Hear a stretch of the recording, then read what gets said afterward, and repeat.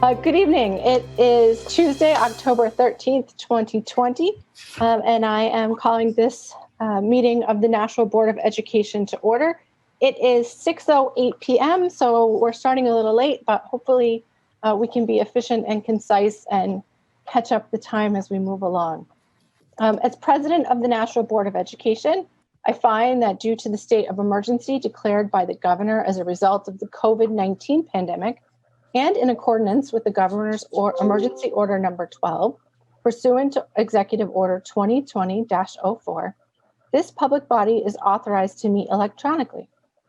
Please note there is no physical location to observe and listen contemporaneously to this meeting, which was authorized pursuant to the governor's emergency order.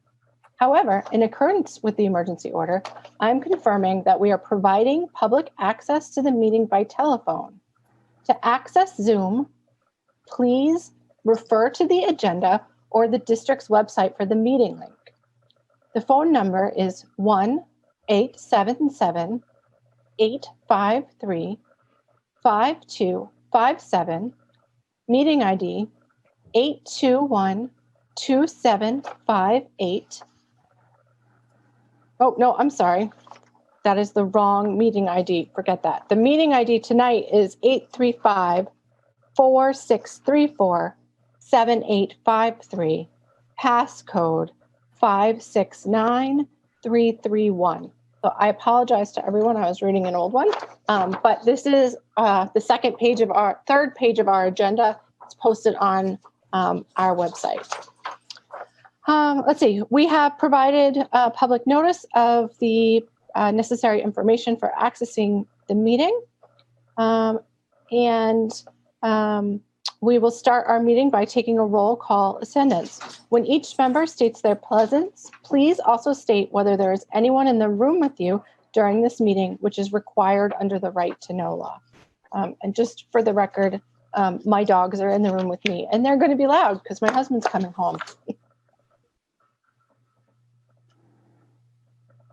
Okay, Raymond Garino is present, and there's no one in the room with me. Paula Johnson.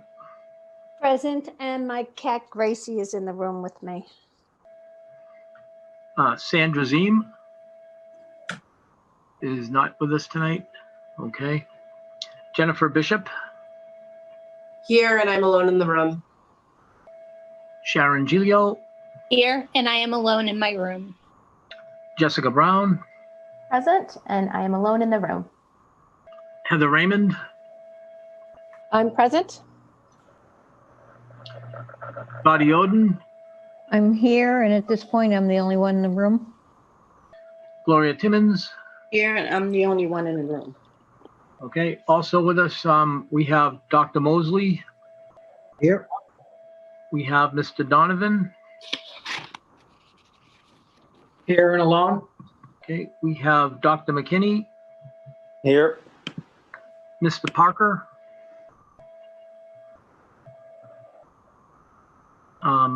Ms. O'Gara.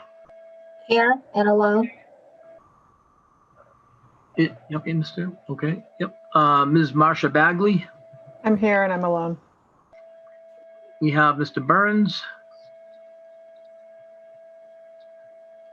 Here and alone. Okay. We have Mr. Falzarano. Here and alone. We have Ms. Davies. I'm here and I'm alone. And Ms. Kinsella. Present and alone. Our student representative, Mr. Gall. I'm here and alone at the moment. And Mr. Norris. Here and alone. And I believe I have everyone. I think that's everyone. Thank you so much, Mr. Guarino. It can be challenging with all the faces moving around.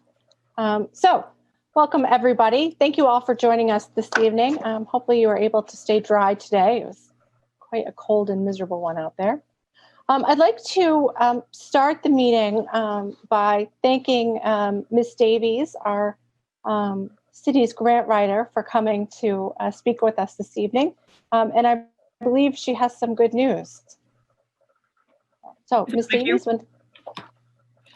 So I'm here to present the New Hampshire Charitable Foundation's recent funding for us from the David M. Brooks Fund, and they've awarded the district $46,800. And the purpose of this funding is to strengthen and encourage student participation in the school music programs in Nashua. Do you want me to tell you what we're using it for? How much information do you want? Yes, please. Okay, so the music department coordinator and band director, Tom Souza, was instrumental in putting together a program that suited the request of the grant funding.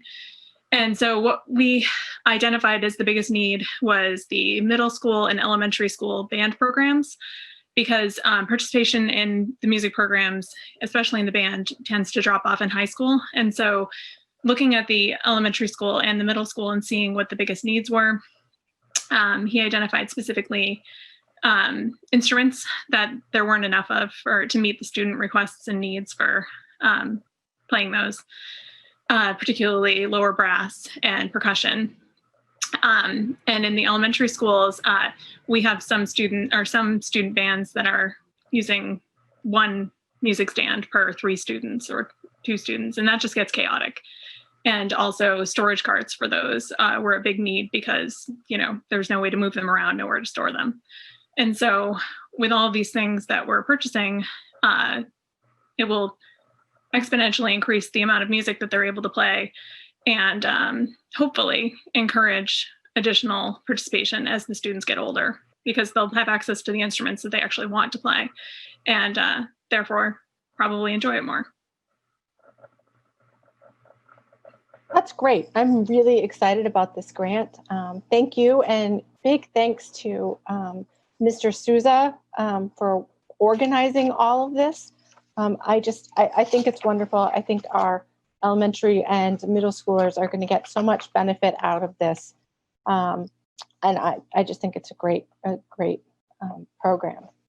So I'm looking for a motion to accept the grant of $46,800 from the New Hampshire Charitable Foundation's David M. Brooks Fund to strengthen and encourage student participation in the district music program. So moved. Okay, I saw Miss Gilio's hand, but I thought I heard 2 voices. So I'll second her. Okay, so seconded by Miss Gilio and seconded by Ms. Timmons. Okay. Did anyone else have a question or comment, or can we go right to the roll? I don't see any hands. Mr. Guarino?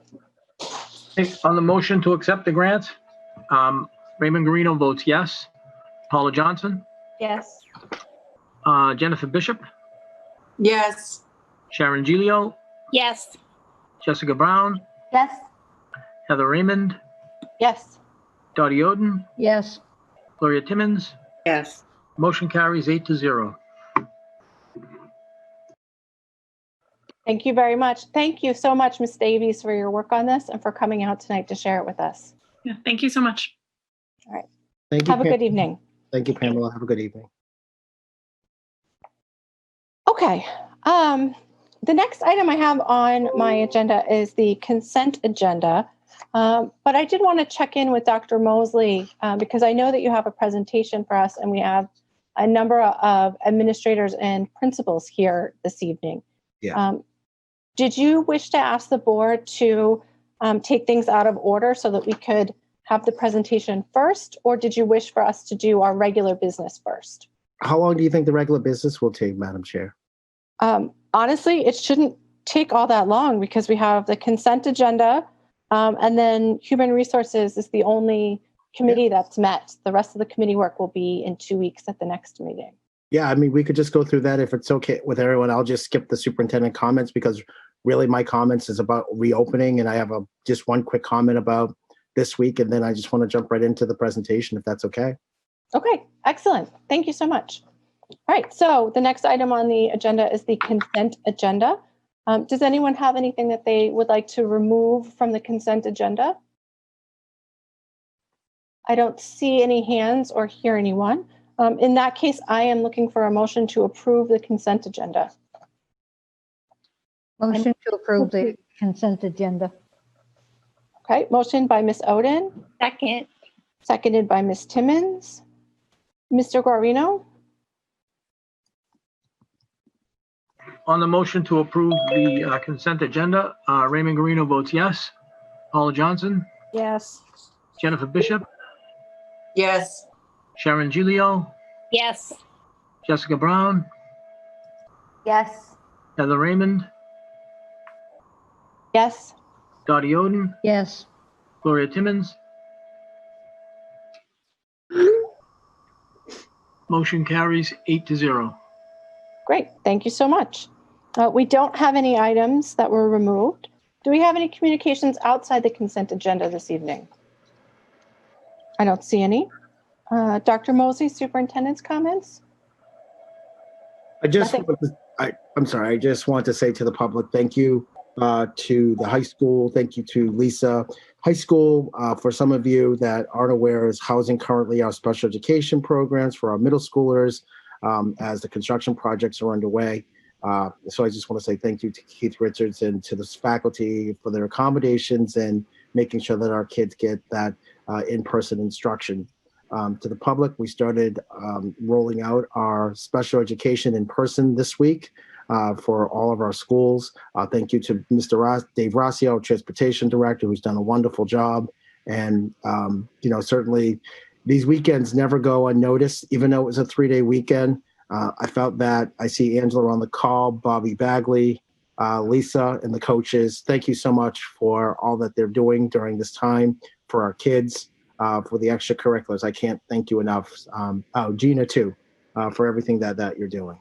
With that said, I'll certainly turn it back over to Madam President, and then I'm eager to get started on the presentation.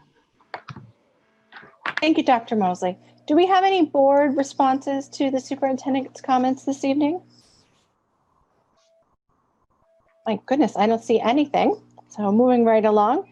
Student member of the board comments. Mr. Norris, you're first on my screen, so you can go first. All right, thank you. So I guess I just want to say a few things about returning to school from a student's perspective, I guess.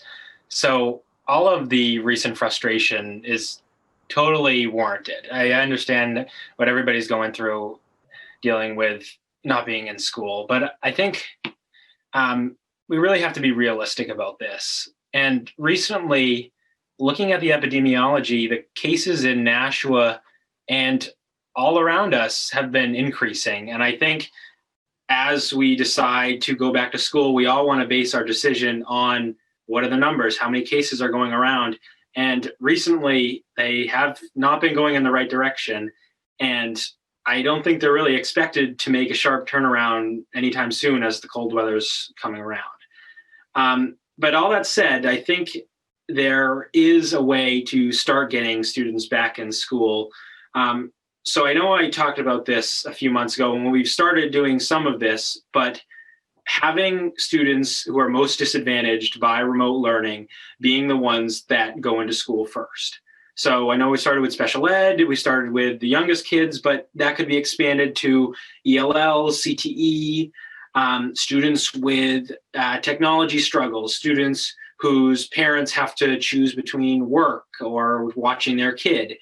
Because I know we all want to be back in school, but some students are being severely disadvantaged compared to others when it comes to remote learning. And I think that's sad because we've kind of had to just lump them in with the rest of the crowd.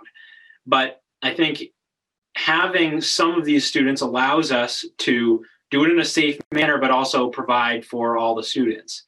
And I guess I'll just kind of finish by saying, like, I understand the want to get back in school, but I also think when that does happen, we need to make sure it's a meaningful plan, because what we had before with the hybrid, I think it was tons of hard work went into it, but I think it was more just for saying we're getting back into school rather than actually making the in-person time worthwhile. We shouldn't have to sacrifice all of our Zoom time for a couple hours of in-person. There has to be a way for us to maximize Zoom time, whether that's through video cameras or anything else, and also maximize in-person time. We shouldn't have to have a trade-off for going back into school. I guess that's it for tonight. Thank you. Thank you, Mr. Norris. Mr. Gao? Thank you, Ms. Raymond. Just to like give some general updates, I guess. South has started their Board of Education representative elections. So the whole like class of 2022 and 2021, I believe there's like this class-wide Google Classroom, and voting will take place on that, and the speeches will be recorded and broadcasted on that. So I'm glad to hear that that part of our democracy will still be continued. Another piece, tomorrow is actually SATs for the seniors. So that'll be interesting because we'll be going into school in person for these tests, which we'll see how that goes, I guess. On another note, going back to what Stephen said a bit, like given the so many things that we've been hearing about just going back to school in person, I really can see like that remote learning is really not ideal for some students. It's just like, as a student going through this, like it is just different. Like it's sometimes undescribable. Like, yeah, you're still listening to the same information. You're still, with the teacher at the same amount of time almost. But there's something about being in remote that really is just like some part of my learning is cut short, I feel like. But the good news is that everyone is definitely trying to be their most flexible and everything. I do want to say though, that if we can make going back to school as rapid a process as possible, and one, like Stephen said, where we prioritize going back to school for those underprivileged students or those people extremely disadvantaged by remote learning, that would be awesome. I know Miss Brown and I, during the task force, the reopening task force, we mentioned like going back to potentially like a parent choice model. If something like that could be done, that would be absolutely amazing. Like I know me personally, my grandparents live with me, so it wouldn't make sense for me to go into school because they're in that risk privilege. I mean, they're in that risk category, but a lot of students just simply can't learn in remote. And they also happen to be with really young parents, and it makes sense for them to go back into school. So if that could still be considered, that would be greatly appreciated. Thank you. Thank you, Mr. Gao. And thank you, Mr. Norris. I really appreciate both of your perspectives and frankly, how well you convey all of your perspectives to us at every meeting. It really is valuable. Ms. Johnson? Yes, thank you. I'd like to thank both of them also. I've done a little bit of research over this past week, I think a week and a half, where we haven't had any meetings. And if people haven't read some of the epidemiologist reports, and they talk about schools aren't super spreaders. Students do not pass the virus on to adults in schools. And I think that I would behoove everybody to start reading these reports here about schools and how they're not spreading the virus, because I agree with our student representatives that our students need to get back into school. And the longer we wait, the harder it's going to be, and the more learning time these students are going to fall behind. Especially if we talk about 2.5 days, half days of hybrid, they should be full days. If you're in there for a half a day, what's the difference at this point? And the remote learning. So I'd like to thank both of our students for their updates, and I appreciate it. And I would ask everybody to start looking at some of these epidemiologist reports from Stanford, renowned experts out there who've been talking about that they're not spreading. I'm sorry, Mr. Greeno, if you don't like what I'm saying, your face, be more reasonable. Madam President, point of order. Can we stick to the agenda, please? This is not on the agenda right now. Thank you, Mr. Guarino. Move us to stick to the agenda, okay? Yes, thank you, Mr. Guarino. You're correct. Madam President. Thank you, Mr. Guarino.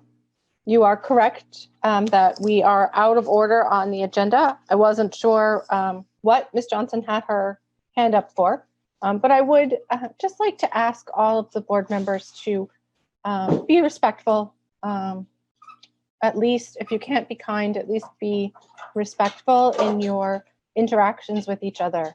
It's really important that we set a tone of mutual respect and ability to work together, even when we disagree. And I think we are going to disagree on things, but we need to treat each other nicely. It's part of our. Absolutely agree with you, Madam President. I just don't like to be lectured to. Okay, and I don't like our meetings to be hijacked by some members. We need to, and I would like to stick to the agenda, and that's why our meetings go for so long, because we get off track. That's all. That's the only point I wanted to make. Thank you. Thank you, Mr. Guarino. Back to the order of operations. We don't have anything from Committee on Budget. We don't have anything yet on the Committee for Finance. That meeting is tomorrow evening at 6, I believe. And they have a rather robust agenda, so it should be an interesting meeting. Ms. Oden, did you want to say something? No, just it's tomorrow night, and it is a chock full agenda. Okay. And Committee on Policy meets next week. Is that correct, Ms. Bishop? She's silently nodding at me. So next week for that. Same thing with curriculum and evaluation. So committee, Mr. Guarino, I'm sorry. Thank you, Madam President. I just wanted to mention that I'm on the committee tomorrow with Ms. Oden, and I possibly will be late because of work. So I have a long work day tomorrow. So Finance and Operations is tomorrow. I'm on that committee, and I'm hoping to get there on time, but I might be late because of work. So I just wanted to make Ms. Oden aware of that. Thank you, Mr. Guarino. Okay, Committee on Human Resources met this evening. Ms. Timmons? You're on mute, Ms. Timmons. Thank you, Madam Chair. I'd like to make a motion to suspend the rules because the HR committee met earlier at 5:30 today. Second. Need a roll call, Mr. Guarino? On the motion to suspend the rules, Raymond Guarino votes yes. Paula Johnson, Yes. Jennifer Bishop, Yes. Sharon Gilio, Yes. Jessica Brown, Yes. Heather Raymond, Yes. Dotty Oden, Yes. Gloria Timmons. Yes. Motion carries 8-0. Thank you. I'd like to make a motion to approve personnel recommendations, revised copy dated October 13th, the omission of number 1, but to approve 2 through 15. Second. On the motion to approve the personnel recommendations as amended, Raymond Guarino votes yes. Paula Johnson, Yes. Jennifer I'm sorry to interrupt you, Mr. Guarino. With the omission of number 1, you need to make sure that they know that we are omitting number 1. So the motion is to approve the personnel recommendation 2 to 15. with the omission of 1. I'm sorry, I didn't write it down because everything happened so fast. Okay, I'm sorry. Okay. Raymond Guarino voted yes. Paula Johnson said yes. Jennifer Bishop, Yes. Sharon Gilio, Yes. Jessica Brown, Yes. Heather Raymond, Yes. Dotty Oden, Yes. Gloria Timmons. Yes. Motion carries 8-0. And also, I know that we have administrative recommendations on the agenda, but we are not doing that. So that is it, Madam Chair. Okay. Thank you very much, Ms. Timmons. And your next meeting, do we have a meeting right before our next meeting, or do we wait 1 month? We should have one before our next meeting, Okay, great. So, the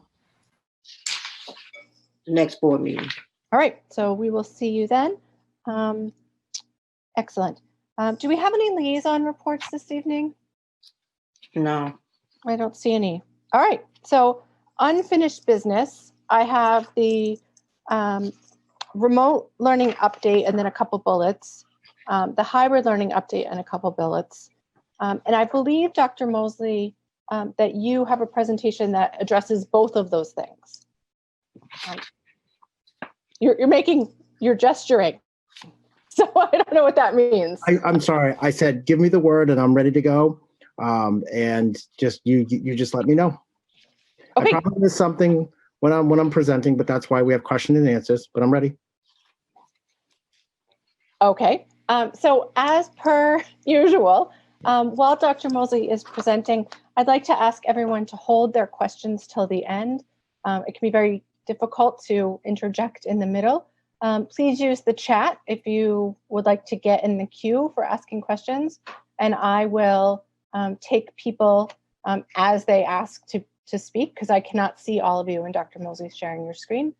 And Dr. Mosley, if you could make it full screen, then the folks at home will be able to see it as well.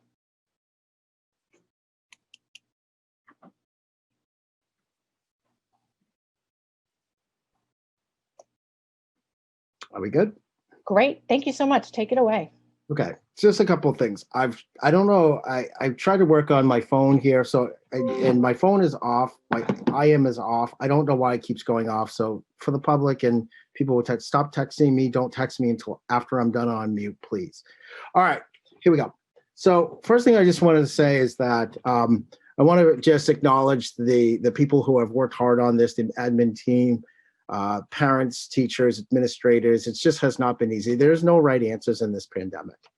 And tonight, what I'd like to do is, rather than put all of this stuff on the website that we host all of our information, is that we wanted to make sure we give a context to everything that we push and forward to the community. There's always room for growth and improvement.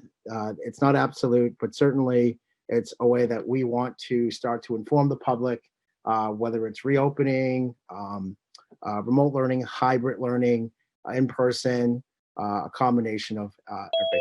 Okay, so a couple of things. Our K-5 intensive needs programs they're now in session in person, hybrid, along with our Title I preschool as well. Our middle school special education program started this week, and thank you to those teachers, as I mentioned before. I would like to note that meal distribution, because it's very important that our public know that we're, in addition to doing everything we do educationally, we're also serving meals to our community and families out there. Thank you, Dahlia. Thank you to the food service workers. Thank you to our teachers. Thank you, Dan Donovan. To date, we've approximately 11,500 breakfasts and 13,000 in some change in lunches. One of the things that I am going to talk about is the COVID-19 substantial numbers that have recently come across in our community. We have Angela Constantino is also on the line here too. Thank you, Angela, for being here and taking some time.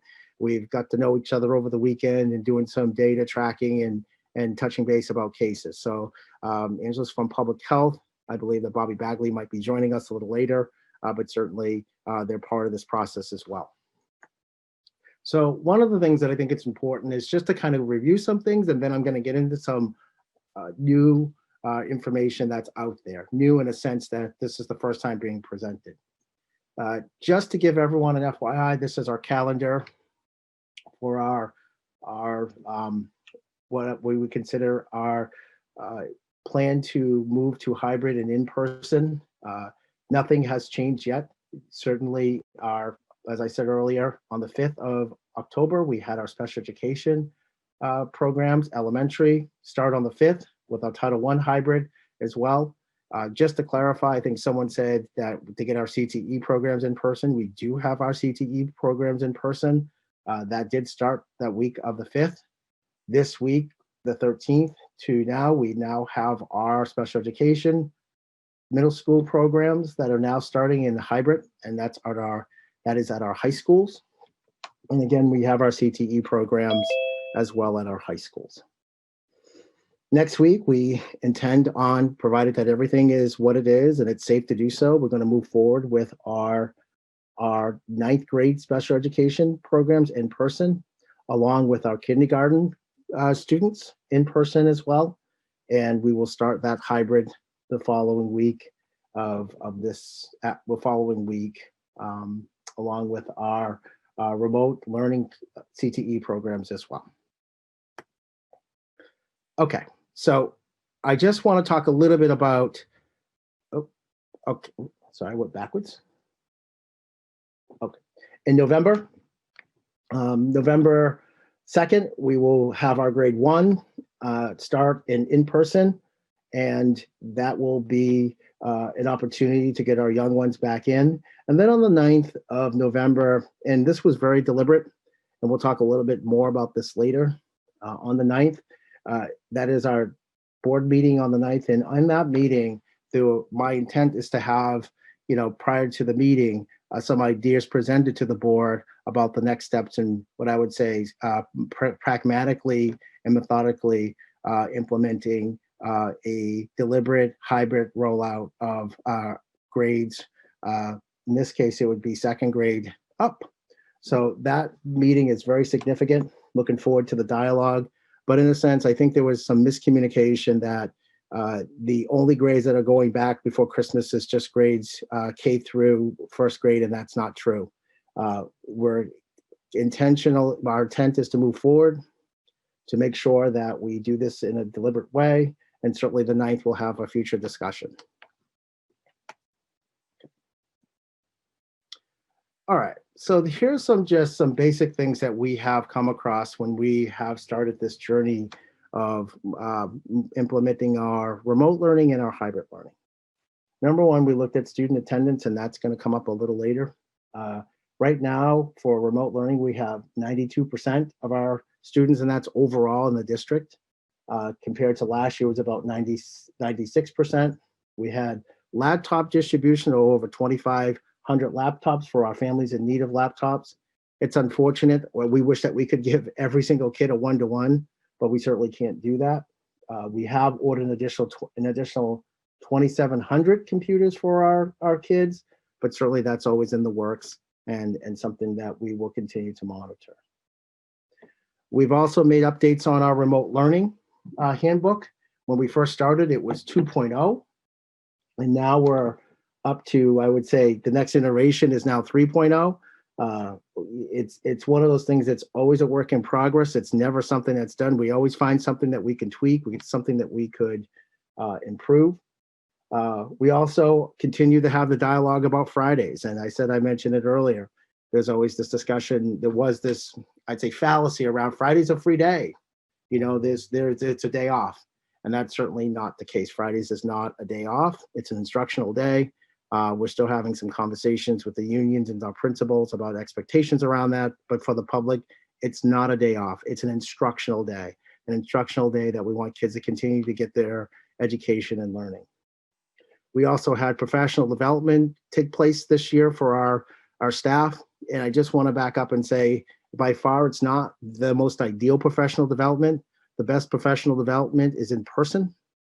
And that in-person professional development allows our teachers to get hands-on experience, to talk, to socialize, and that didn't happen this year because of COVID.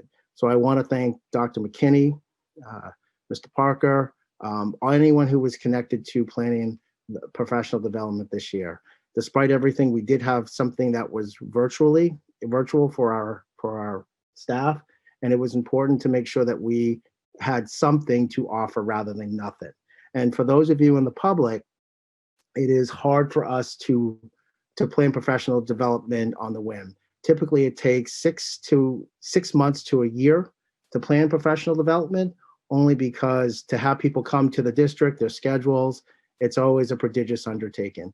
And the fact that we were able to switch very quickly to a virtual professional development made it easier for us to provide some semblance of professional development for our faculty. Okay, so let me get to the slide. All right, part of what I think is important when we talk about returning to school and what that feels and looks like is our staff. And our staffing, we're faced with FMLA, EFMLA, and ADA. And so not to spend too much time in the weeds, but certainly we are monitoring our staff availability, what they bring to us and what we know they bring in terms of, when I say bring to us, some of their challenges. Sometimes we have people who are expecting, babies, and we also have people who are sick. We also have people who are going through some medical procedures separate from COVID. We also have people who are going through medical challenges connected to COVID. And so Dana O'Gara and her HR faculty track those needs of our of our faculty and monitor them every single day, 7 days a week. This is not something that is set in stone. It is something that continues to change. And certainly we continue to adapt when we start to look at these variables, when we start to reopen or have a hybrid version of our kids' education.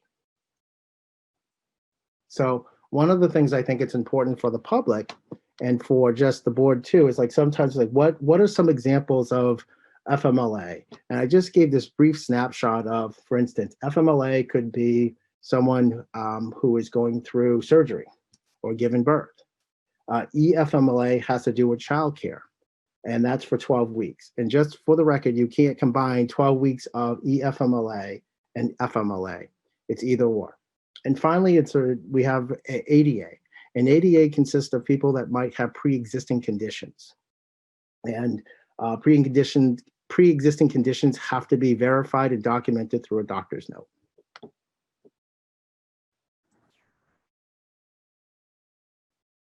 All right.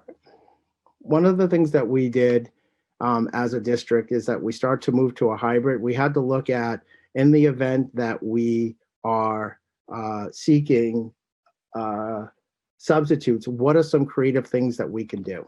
And so partly what we proposed is that we would assign permanent substitute teachers to each level. So right now we have advertised 14 permanent substitute teachers, 6 permanent substitute teachers for our middle schools, and an additional 4 permanent substitute teachers at the high school in addition to the 4. So that would give us a total of 8.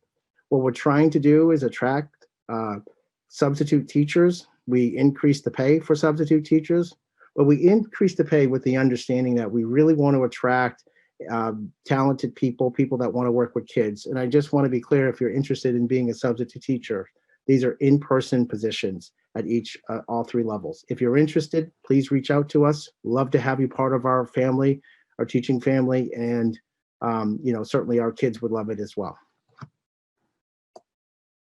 All right. So this is the part that I think I need just the floor because I think it's important, because we're going to get into some interesting scenarios and data as we start to examine what are the matrix of reopening. And partly what I thought I had some activating questions here, but I can ask them here. What does it look like? How do we decide whether we stay in remote learning? What are some of the variables that contribute to us making these decisions, whether we stay in hybrid or whether we move to remote or whether we go fully in person? What is going on? Not just how Dr. Mosley feels or Dr. McKinney or anyone on my leadership team. It's really about finding and understanding the metrics that the state put out there, the environment that we're in, and also the collaboration that has taken place between the schools and public health. So one of the things I think it's important, just the visual alone, if I could just take back, this is off of the DOE website. And this is a map of New Hampshire, obviously. And it really gives us kind of a snapshot of what's going on in New Hampshire and the levels of transmission in New Hampshire, number of new cases per 100,000 in New Hampshire over the course of 14 days, and hospital per 100 over 14 days in New Hampshire, and 7 days PCR testing positively in New Hampshire. Now, this is New Hampshire. This is a large, snapshot of who we are and living in New Hampshire. The one thing that, that's significant about this map are 2 little red marks here and here. And then I'm going to get to the interesting stuff. Okay, one of those red marks is Nashua, and the level of transmission. And I just wanted for the public to just take a moment and say we are at substantial levels of transmission. We had a significant increase of new cases over the 14 days. And then certainly number of hospitalizations isn't that too high, and our rate of positive cases is about 4.1. Angela, before I jump in, is there anything else you'd like to add to that before I jump to the next slide? Sure, Jamal. So I just want to clarify for people that substantial community level transmission is defined by the state as having more than 100,000 cases over the 14 days. So last week on Monday is the day that pushed us up to substantial community level transmission, when before that we were in moderate with the rest of Hillsborough County. So this is a new phenomenon for us in the past 2 weeks, is being substantial community level transmission. Thank you. One of the things I just wanted to clarify before I go on to the next slide, and this is for the public, but more so for the faculty and for the staff as well. I want to draw your attention to, let's just, for the sake of discussion, we'll just keep it in my, we'll just, Mike Mahoney Mike Mahoney Bicentennial. And one of the things that you can see here is that there was one active case. And I just want the public and the teachers and the staff to know, particularly at Bicentennial, but also district-wide, what that number represents, that's not a case that was transmitted inside the building or from a faculty member to another faculty member. It was outside the building. And partly, and this is why it gets very, very complex when we're fighting COVID, is that some of these cases have nothing to do with the schools directly.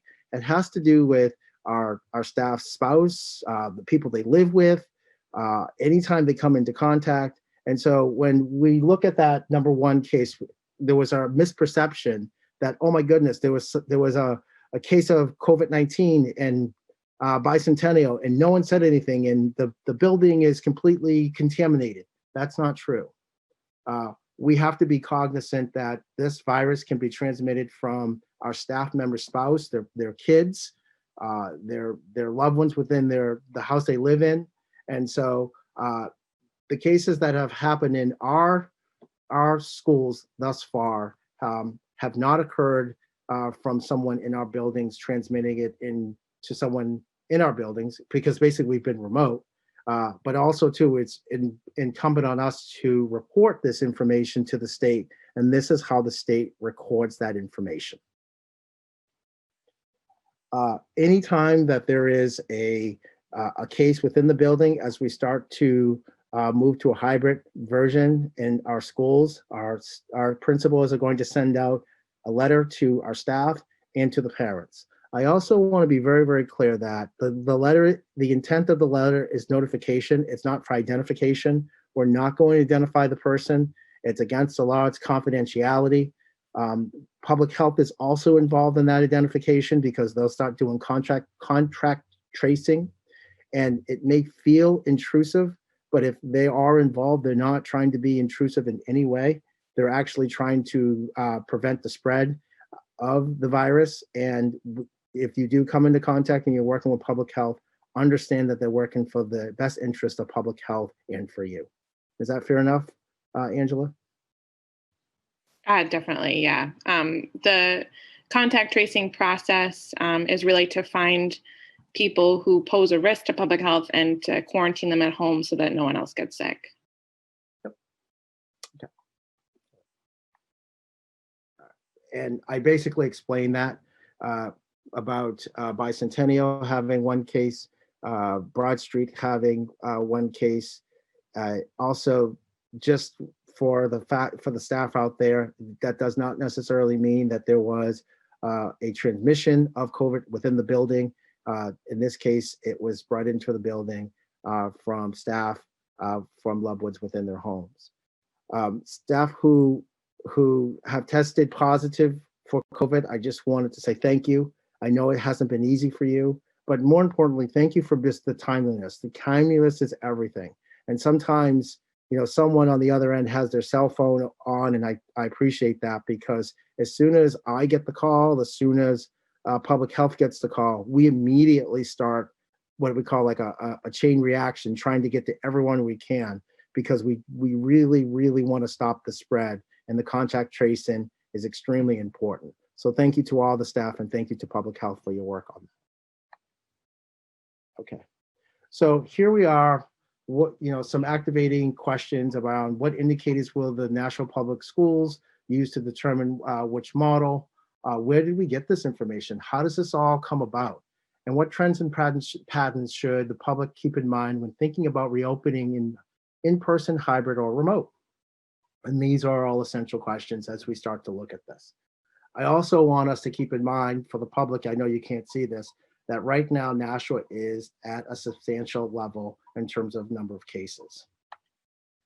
So this information is right from the Department of Education. It's also on the Department of Public Health. And this is a criteria of matrix that that is recommended and agreed upon at the state level. And it basically gives us, the schools, a level of school of impact, whether it's transmission within the school facilities. It has student absenteeism due to illness, staff capacity to conduct classes, and school operations.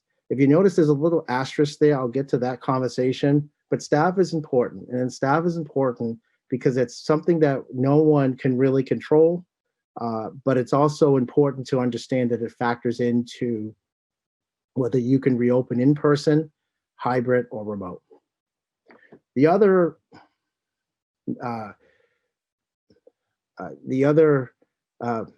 metrics is, or call this the matrix as well, is a level of school impact and the level of community transmission. And then we have low, medium, high, minimum in person, minimum in person, hybrid, moderate in person, hybrid, remote. And this is where we fall in, substantial. Right now, our community is at the substantial level. So there's only two options really for us at this time: hybrid, remote, and remote. Well, hybrid and remote. And finally, there's a level of community transmission that is currently affecting us, and it's COVID-19 percentage test positively as of 7 days, number of new infections per 100,000, and number of new hospitalization per 100,000. And so I've covered a lot. I'm going to take a step back. I'm going to say, when I talk with my faculty, I talk with the people I work with, I'll say, well, what does that look like? How does that look like for us? Can you give me a visual of what that feels and looks like? And so keep in mind that our levels right now are at substantial. So creating this chart here, you can see that that this is where we are. Oh, nope, sorry about that. That one's out of order. This is the one I want. Sorry about that. Well, you can see, if board members, that wasn't the right slide. So I just want to say disregard the first slide, but I'll jump back this one. This is the one that I would say represents our current status of Nashua right now. And I really wanted to just kind of look at this and say, you can see here that when we get anything over here, once it's that substantial risk of transmission, or what I call the red, it's either going to be remote or hybrid. As you start to move over here to this column here, it's either going to be, it can be hybrid or in person. Ideally, if you were all green over here, then certainly you're according to the state and to the state metrics system that they have established, you can go in person. There are exceptions, and I will talk a little bit about that, but I just wanted to capture this visual. Here you have the red over here, which puts Nashua Public Schools into the remote or hybrid. And right now we are actually doing a hybrid model. So the Nashua Public Schools is consistent in the recommendations of the state in terms of moving in a hybrid way to have our kids educated in COVID-19. The one thing that I wanted to just draw people's attention here, and this is very important here. And one of the things it's a conversation, it's not an absolute, but when I first completed this and looked at it very carefully, I actually started off with strained. And then I looked at it more and I said, maybe this could fall back into normal, because at this point, as you can see in the first chart, that for the ADA, let me just kind of go back here if I can. Let me just see if I can go back. Yep. For the public, right here, we don't need any teachers for our for ADA right now, you know, knock on wood, for our in-person. So where I'm going with this is that as we started to look at the, oh, sorry, just clicking here up ahead, and then I'll talk more.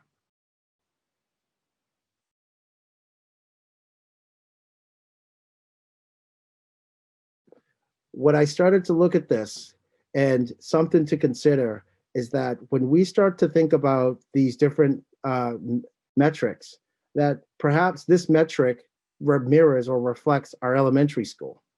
There might be a different metrics that reflect our secondary. It might look differently at it might look differently at the middle school. It might look differently at the high school. So we have to be aware that the staff capacity to conduct school operations, that's something that not just me, but I think every superintendent in New Hampshire and in our in the nation is continue to struggle with.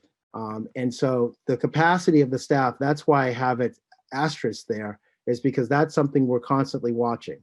And it might vary from different levels, whether it's elementary, middle, or high. This is a slide that I wanted to show you because this is something that it's an interesting, I would say, metric to look at. And if you look down, you'll see all green here, including the staff. But one of the things that you'll see here too is that you'll see one cluster in a school. And you're saying, wait a minute. What does that mean? It means that, yes, you could be in person, but one school could be shut down because of COVID. You could be in person. I said this to the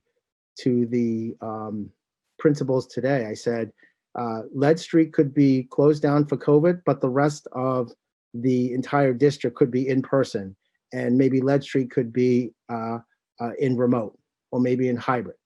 And one of the things that's nice about this state metrics is that it allows that level of flexibility, but we have to be realistic as well. It is likely that someone from Lead Street has siblings in our middle schools. It is likely that someone from Lead Street has a sibling or family members that are at one of our high schools. So it's not, it's feasible, but in a district this size, it's not necessarily unrealistic as well. And finally, I just wanted to give, just as an example, what does remote learning environment look like? What would be the metrics on that? And this is just an example of what that might look like. All right. One of the things I think it's important, and Angela, please jump in on this one, is how long do you wait in one of these? In this case, in a remote learning environment, how long do you wait in a hybrid environment and in an in-person environment? And I think it's important to have that discussion, because I know, for example, in Massachusetts, they wait 3 weeks and then say, okay, we're going to keep with it. Or they wait 3 weeks in one particular, what I call level, and then they either stay in that level for another 2 or 3 weeks, or they move on. But it's a discussion to have. I don't necessarily have the answers to that, but certainly public health, their feedback would be very, very helpful as well. Did you have any thoughts on that, Angela, or where I can come back to that? Yeah, I think where the Massachusetts gets the 3 weeks from is from the 2-week incubation period and then an extra week of buffer. Mm-hmm. So, if there's significant community level transmission in the next 2 weeks, we're going to see either a snowball of that or a decrease of that because of the incubation period and people getting sick from contacts. So I think the 3 weeks provides a buffer for that 2-week incubation period. Thank you. I want to acknowledge that there, I had some discussions with some parents today, and I know that on their minds, and I know they're watching this presentation, and thank you for the meeting. I thought it was very, very helpful. That we recognize that our kids are struggling with social emotional challenges during this time. And there is a sense of isolation, and we're very, very sensitive to those kids. Parents as well are struggling to support their kids. And as the schools, we really, really want to reach out to those parents and community members. And so the only way that I could say this, and I share this with the parents today, is that please reach out to the building principals and the counselors. We are eager and on standby to really help as much as we can with our students' social emotional growth and health. Finally, I'd just like to say that we're looking for continued implementation of our hybrid. As I mentioned earlier, it is our high school intensive special education programs that we will be returning along with kindergarten. Interesting thoughts to the board around movement from one model to the next. Angela said about 2 to 3 weeks. I think that's appropriate. November 9th, I'll be giving some recommendations to the board around timeline and adjustments, if that's something the board shall want to entertain around the hybrid implementation. I just want to say that we're coming to the end of our fall sports. Many, many thanks to Lisa Gingras and Public Health and everyone that's made this, the coaches, the students that have made this possible. Just a tremendous endeavor. I'm not going to do justice to what has been taking place over the last 4 days. That's Friday night, Saturday day, Sunday into Monday. The level of communication that's happened between Lisa, Public Health, the coaches, it's a prodigious undertaking that makes this district so special. And I know as the parents who are at these events are very, very grateful. I'm grateful too for all the hard work. With that said, there's no sleep for Lisa and her leadership teams. It's time to get the winter sports schedule going and what that's going to feel and look like. So sometime in, I would say, the next month or so, Lisa and her leadership team will be coming to the board to present a winter sports plan for our kids.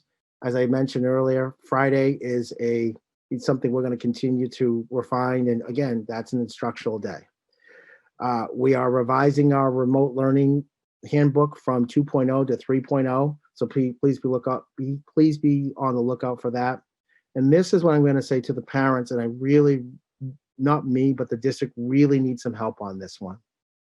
It has to do with free and reduced forms and notification. Right now, because of remote learning, we've been giving out free lunches to everyone, and that's okay. We're okay with that. What we're struggling with is that we need the documentation for people who are eligible for free and reduced lunch for next year. If we do not get that documentation, yes, it jeopardizes our funding. Yes, it jeopardizes our Title I money. Right now, we're down about 1,000 applications or free and reduced lunch. And there's a sense in the community like, well, if it's free, we don't have to fill out the forms. That's not true. We do need those forms filled out, only because it keeps the revenue and the resources of food coming to the district. If we don't get that filled out and it does not accurately reflect our need, the federal government is not going to say, oh, Dr. Mosley, what do you think? They're just going to use the numbers. And the numbers suggest that we're down 1,000, and that will have an impact, not only just on our Title I, but also on many other factors as well. So we really need some help from the parents around just filling the form out. That's all I ask. And we'll just take it from there. So the principals are going to be reaching out aggressively this week because we really have to get that information to the federal government by the end of this week. Some nuggets of knowledge that after a month of school trying to find this information, coordinating with public health, I do think we need additional support, particularly in the area of personnel. I was talking to Bobby, talking to my admin team, and right now we have Bob Chopra, who's in charge of nurses. And that has nothing to do with Bob Chopra or it's not Bob's fault, but he's in charge of nurses, 504. My brother's keeper, student services, and McKenty Vento coordinator. He does 5 things. Because of COVID, the number of just information coming from different areas, coming from athletics and the city and in the buildings, and it's only going to increase. We really need a central office person to really serve as the point person for that. What do we have now? We have a little bit of me, we have a little bit of Dr. McKinney, a little bit of Mr. Parker, a little bit of Gina. Gina's been great, a little bit of Lisa, and we really need someone to really help and coordinate those efforts. And they would likely need a secretary as well. I didn't put that in there. Second piece to this is that we recognize that the web has become our kind of our mouthpiece to the public. And with that said, our websites need to, I say websites because every school in our district has a website, need to be better coordinated. And that's not a negative reflection on Stacy or Ian or anybody on technology or communication. It's that this information keeps coming fast and furious, and sometimes it changes, and it changes by the hour, it changes by the case. And so we are looking for some additional support as a web supervisors. And finally, I think our IT department is going to need some support as well. And when I say that, it's because we're getting more computers. We're being asked to not just fix computers within our buildings, but we're asked to fix computers in our community. And actually, we want to do that. And so one of the things that we want to do in expanding our technology staff is to really offer in-person support in various communities, literally have someone there stationed in all of our communities to serve as kind of a community help desk. But we need the personnel to do that. We want to do that. This is not listed here, but as we start to get more people submitting FMLA, EFMLA, ADA, and all these various employment challenges, we're likely going to have to augment our HR department in some way or another. Again, that's not a negative reflection on Ms. O'Gara. It's not a negative reflection on anyone in the HR, but the needs and the volume and the detail of what happens in our district at HR, at our public health within our schools and technology, it's just increasing exponentially, it feels. Finally, what I did, and just for the sake of discussion and not being too long-winded, I did have schedules that we have talked about. They also were in your board packet. What I did not want to do is spend, like I could spend it if the board shall choose. I do have the principals here, and they can talk a little bit about those schedules if you'd like. I did not think it was pertinent to this discussion because we were really just talking about an update in general. However, if the board shall choose, we'd be happy to do so. But for the sake of timing and trying to get clarity, I think it's important that we just use our time wisely on just the pertinent information that the board would like to review. That's all I have.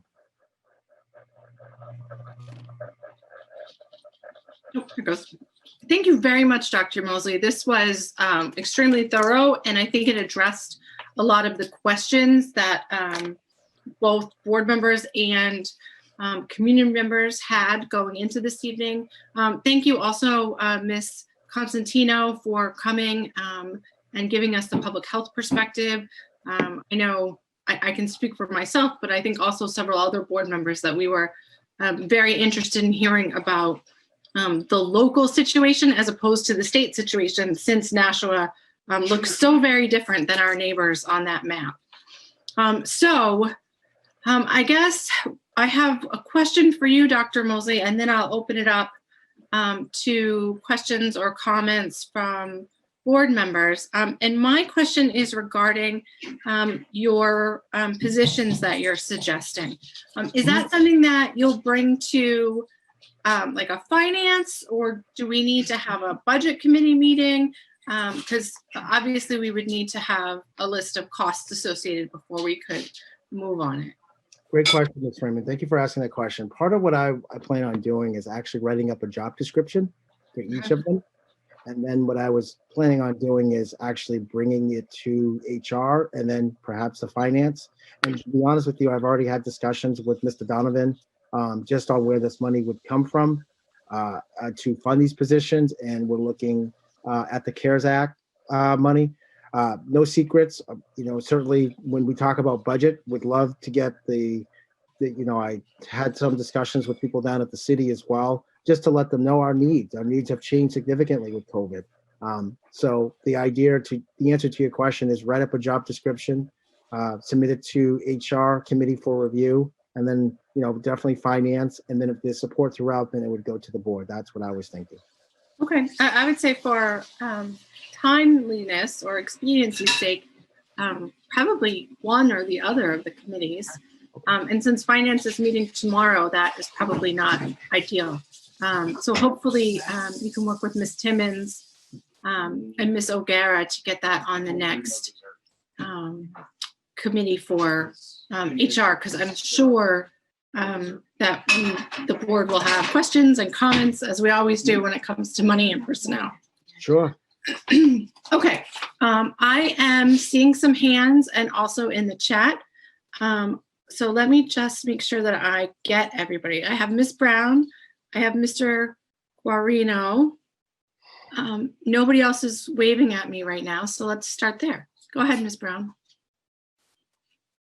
Thank you. My first comment, so I did some comments in the presentation. Thank you so much, Dr. Mosley, for putting that together for us.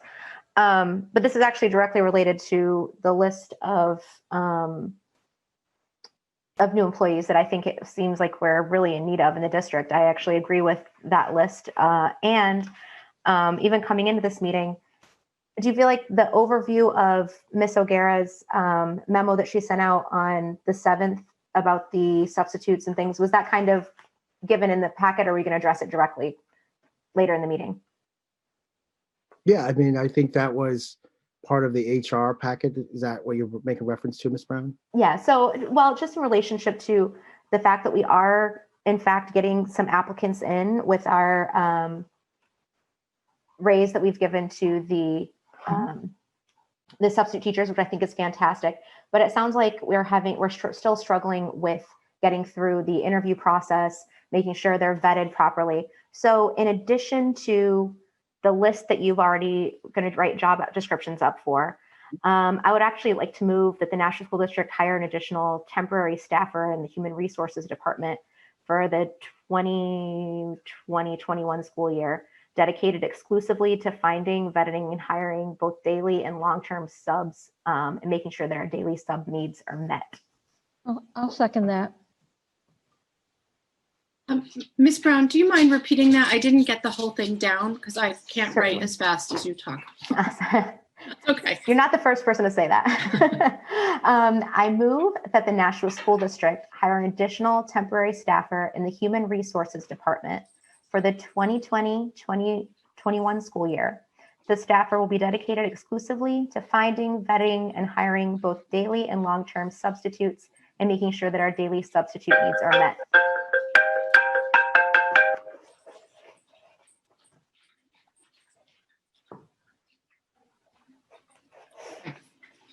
I would just recommend, Ms. Brown, that we not say the word exclusively.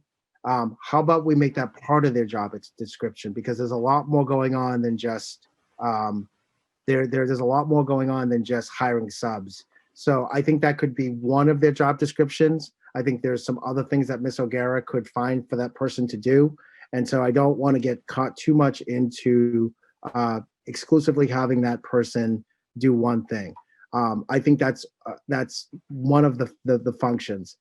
There's a couple other functions that we can talk about later. The also too is when we talk about that person, to be honest with you, I was thinking more about an assistant director for HR, that type of person, and that would require, that's a union position, so that does take a little bit of negotiation. But I think it's important that we have this position. And I say this is, I want to be clear. And I sometimes when I make the suggestions for directors, it feels like they're not doing their job. And I'm looking directly at Dana and I'm saying to you, I've said 100 times, This has nothing to do with you not doing your job or anything like that.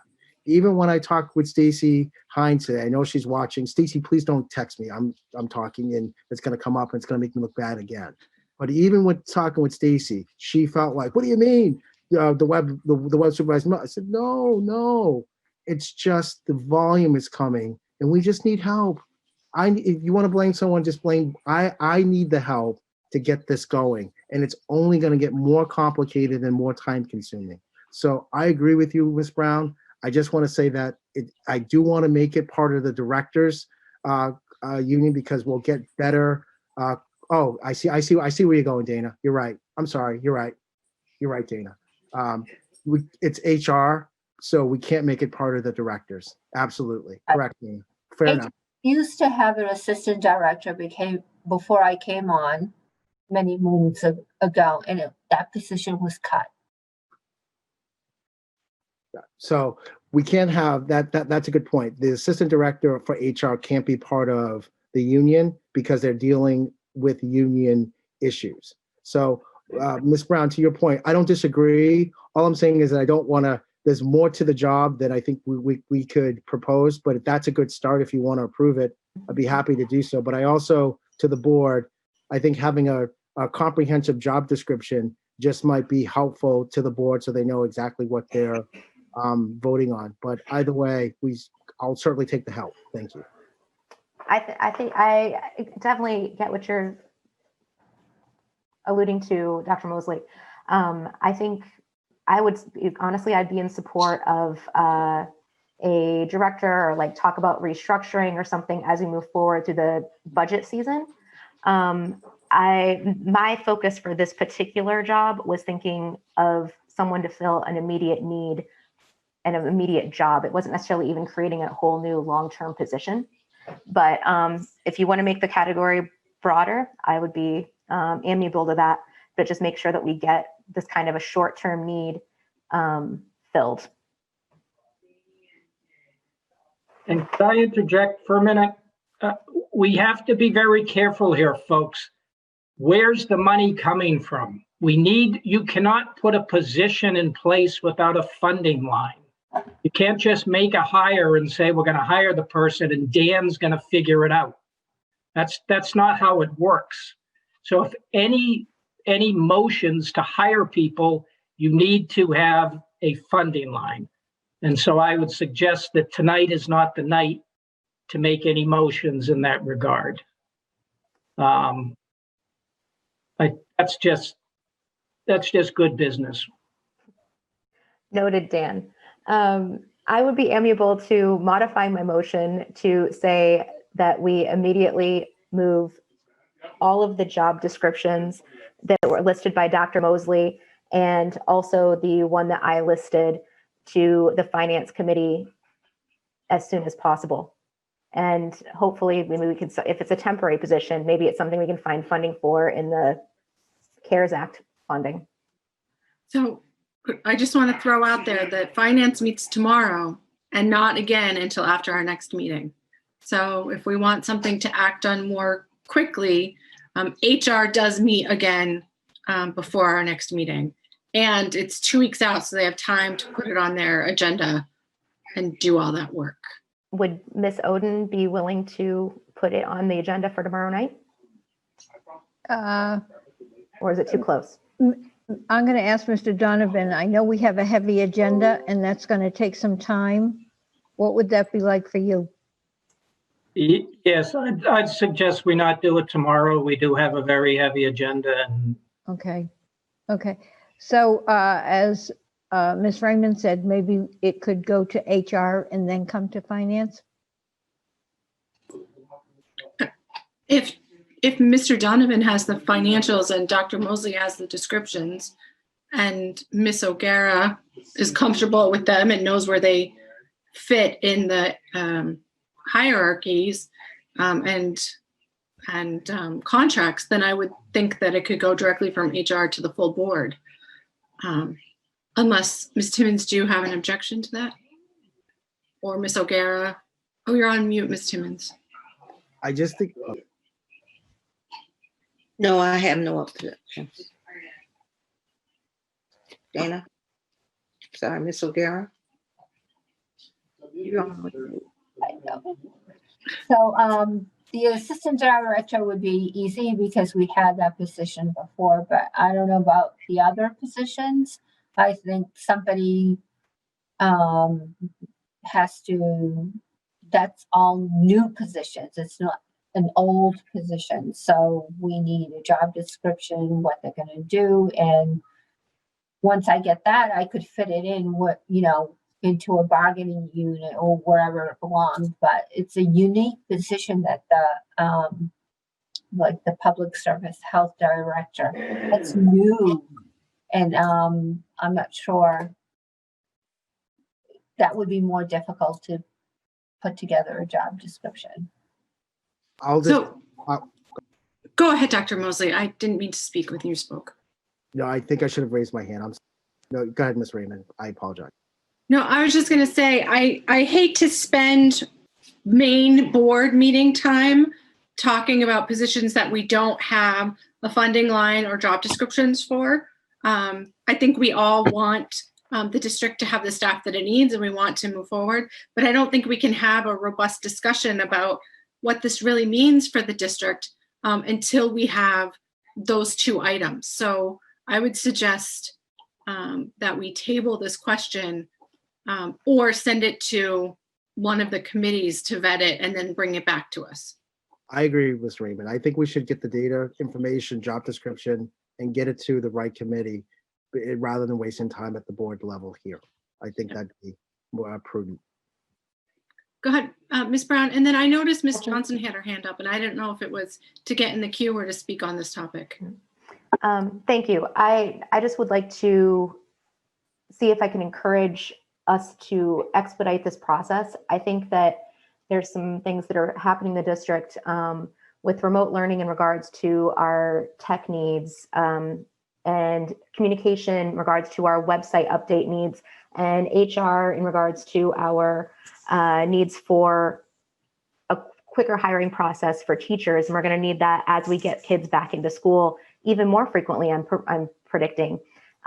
So I would prefer, and it's fine with me if we don't do this motion tonight, but I think this needs to be expedited through the committee process. This shouldn't be something that's happening in our December meeting, in my opinion. I agree completely. So Ms. Johnson, did you wish to speak on this topic or another? Yes, on this topic, I just want to ask Mr. Donovan. We're talking about the CARES Act money for all these positions. So when the CARES Act money goes away, now these positions have to find a home in the budget, doesn't it? Any position that we used CARES Act funding for, yes, that's temporary funding. You would then, if you were going to keep the position, you would have to put it into the budget, yes.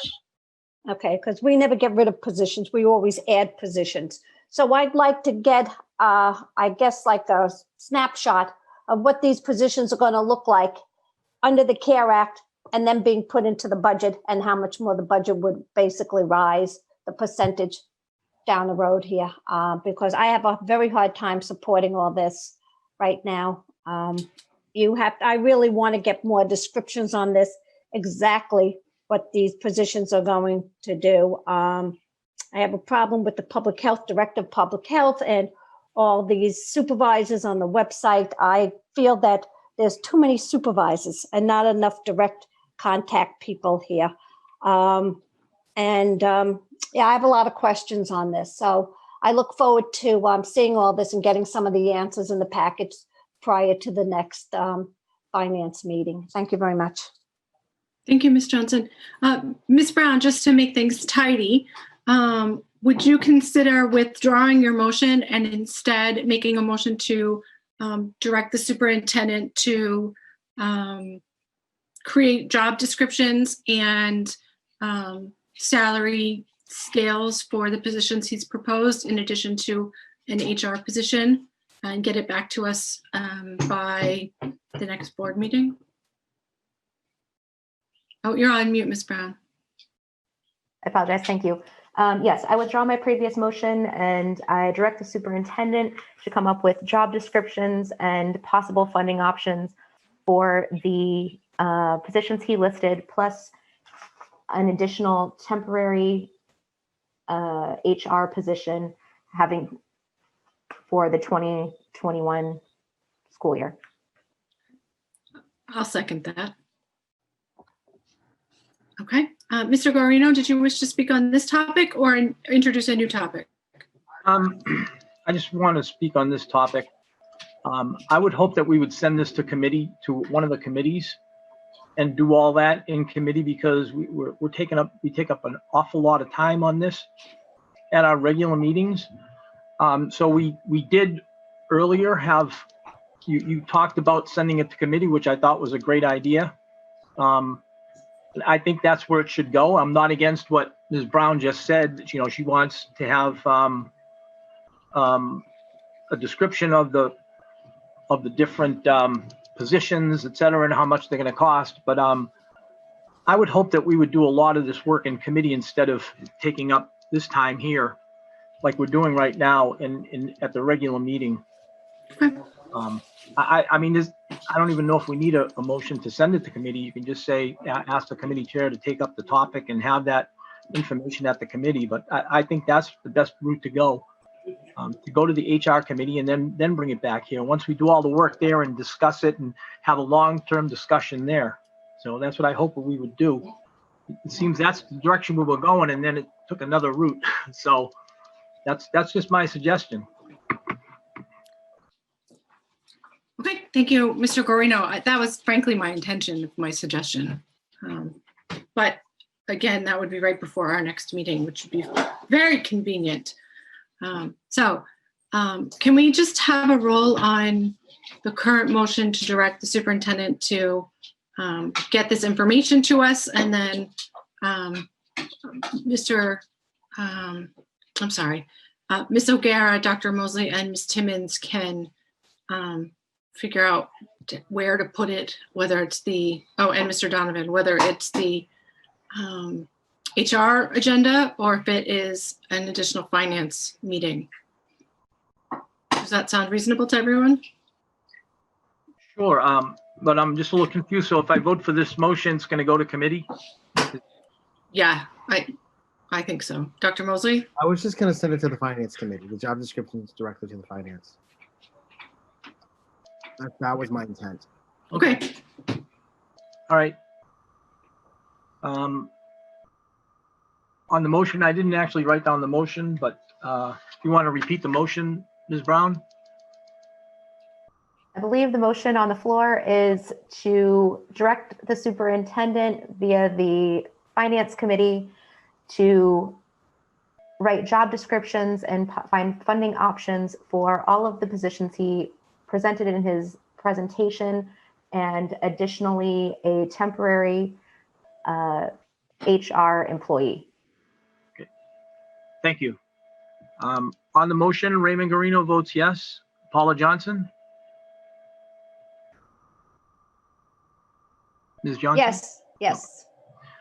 Jennifer Bishop? Yes. Sharon Gilio? Yes. Jessica Brown? Yes. Heather Raymond? Yes. Dotty Oden? Yes. Gloria Timmons? Yes. Motion carries 8-0. Thank you. Good. Great. I'm looking forward to hearing about that, and for Mr. Donovan to find us money somewhere. Best of luck, Mr. Donovan. You can do it. Yeah, I don't think he's a magician, but I have faith in him nonetheless. He's not giving me a happy look right now. Okay. I had Ms. Brown. Did you have something else, or shall we move to Mr. Guarino? Sure, I can go ahead and address a few questions I had about the presentation. And again, I want to thank Dr. Mosley for giving us that comprehensive presentation. Thank you. All right, so I guess my first question was, when we're talking about the students who have moved into the hybrid model, that's primarily in our special ed department and intensive needs. Do we have a number on how many kids are actually in the schools each day? We do. I can give I'm sorry. I'm not going to give an estimation. I'll ask Ms. Bagley, who's on the call right here. She's our Director of Special Ed. She can certainly give an update on the numbers in participation. Ms. Bagley? Hi. So we have approximately 220 students pre-K through grade 5 who participated last week. We added, I think it was another 40 in our middle school levels starting today, but not everybody comes on the same days. So Monday through Thursday, we could have anywhere between 100 to 300 students, depending on what the individual teams determined for that specific student's needs.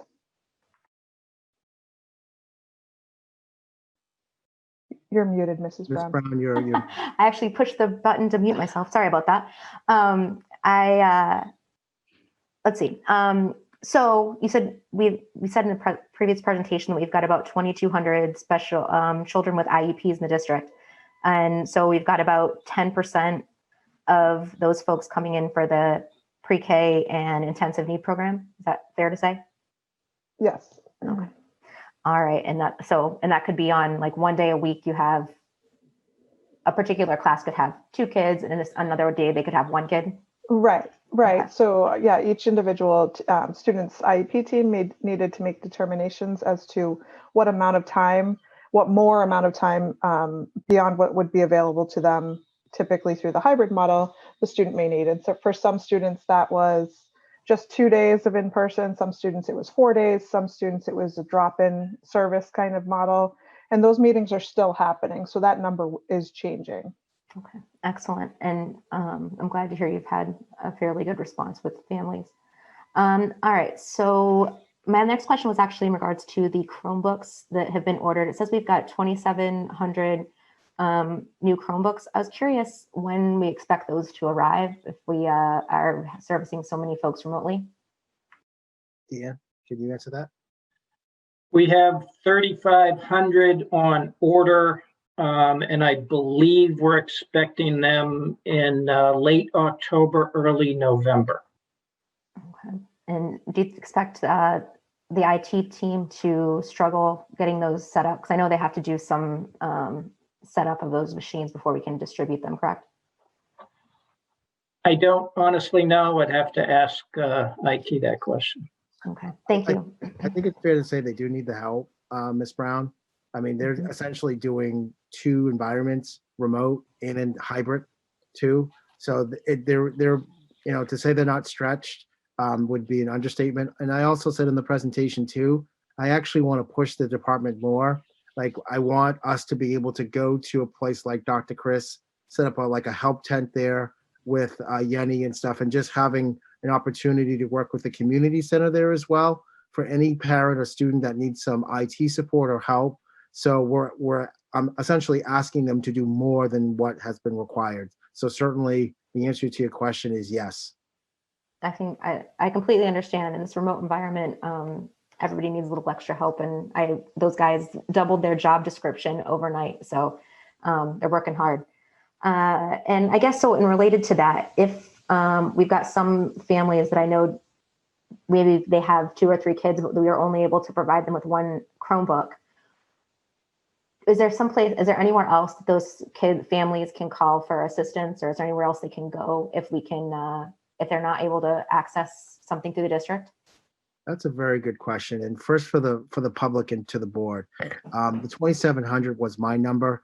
Greg's on vacation, so Dan said 3,500. I just want to say for the record, thank God I was wrong on that one. I'd love to be wrong with more of our Chromebooks coming in.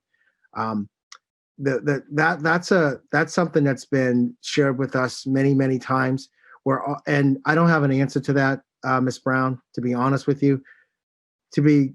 Because we have kids coming back in hybrid, we also have to make sure there's some form of technology within the building as well. And I think Dr. McKinney made a reference to this before. It's very difficult, particularly our younger kids, to say, okay, you're going to be in hybrid now. Now bring your laptops into school, and now get ready. I mean, if you ever dealt with first kindergarten, I mean, it's like they can barely get their lunches in, never mind a Chromebook. And to be honest with you, we don't want them bringing it in because it's the chances of the Chromebook being damaged is very, very high. So we're balancing it. We also want the kids to come in to have some form of technology as well. So that's a challenge as well. But right now, that's a $64,000 question, and we really don't have an answer to that. And by offering multiple devices for one family just complicates it more, and it makes it less in the hybrid or some cases for our fix and break. But I know Greg's been looking at that.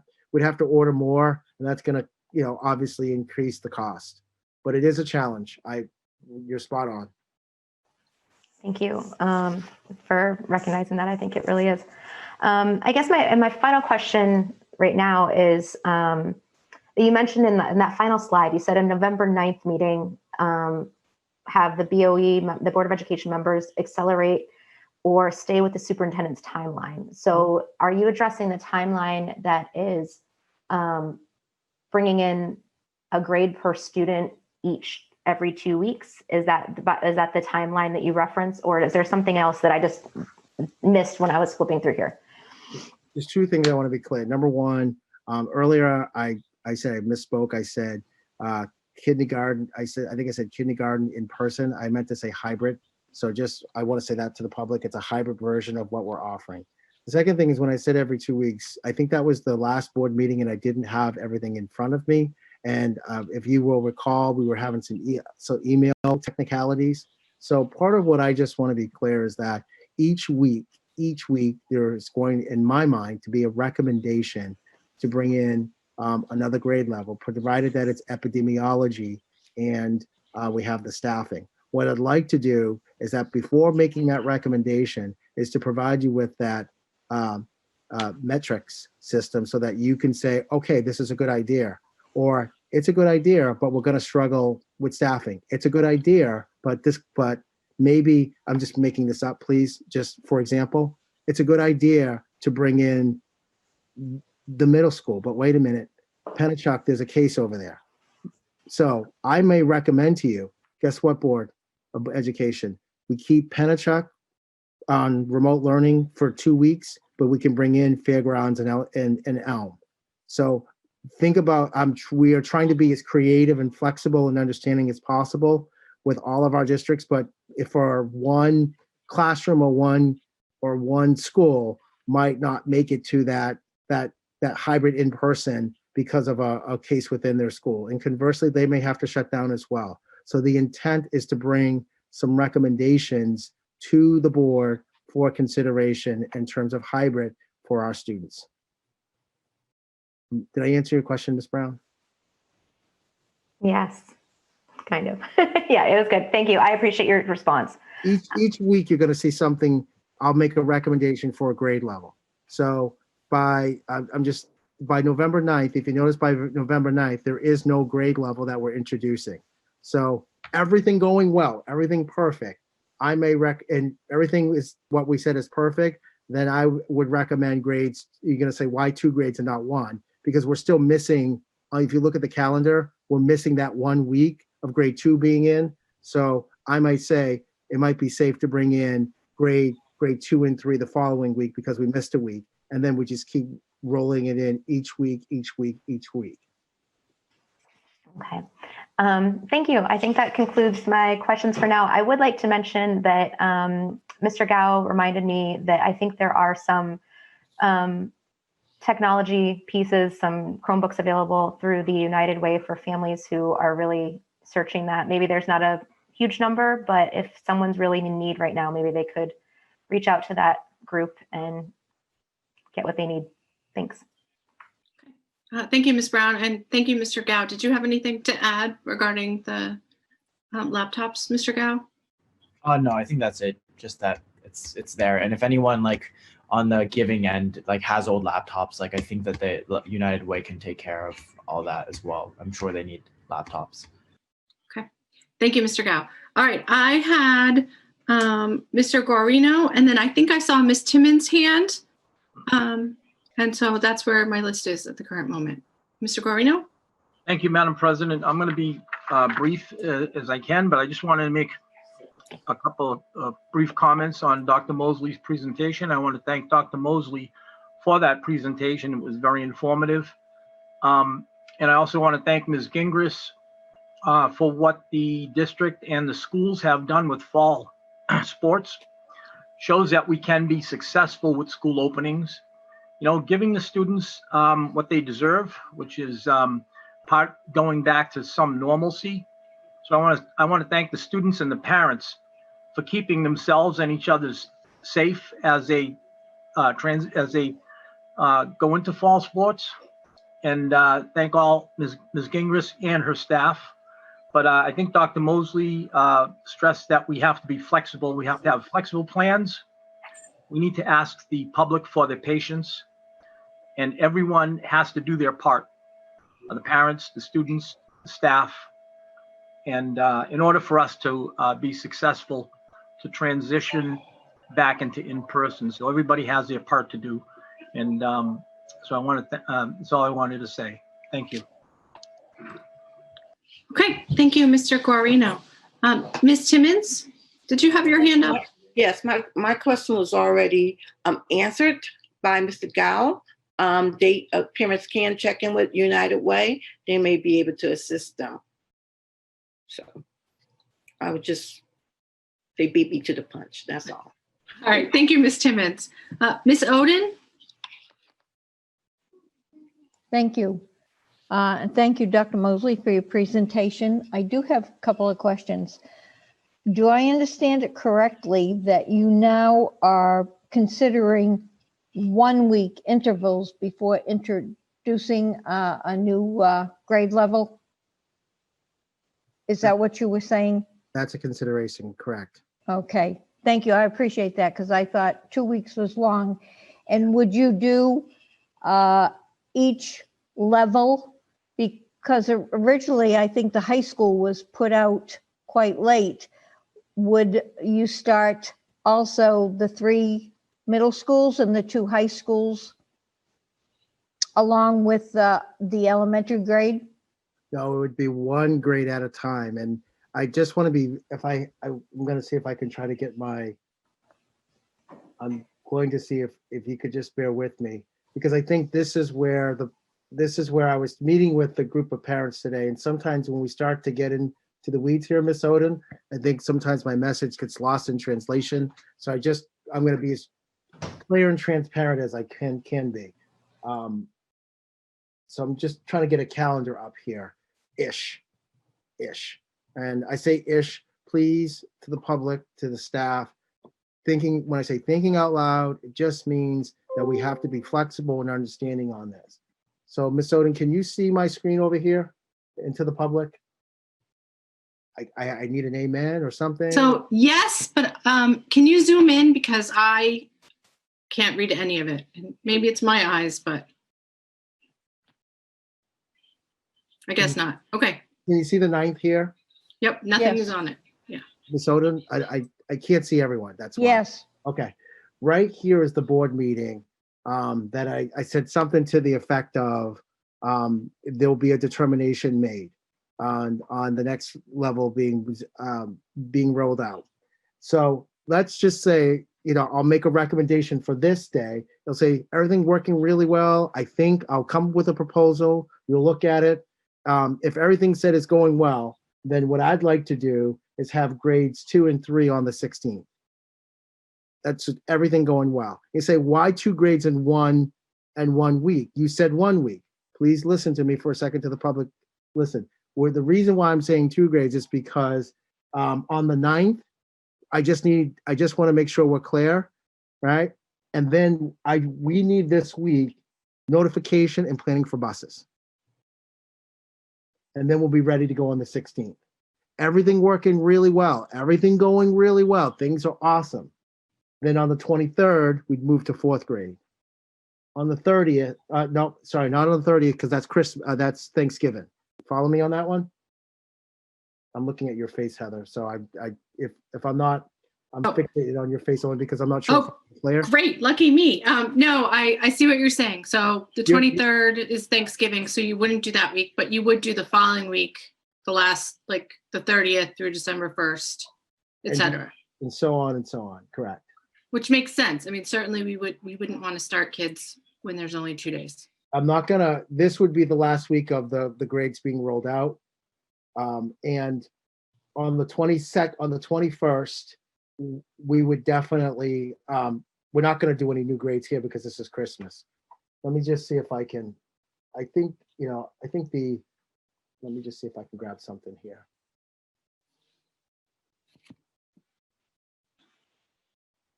While I'm looking to answer your question, Ms. Oden, did you have another question?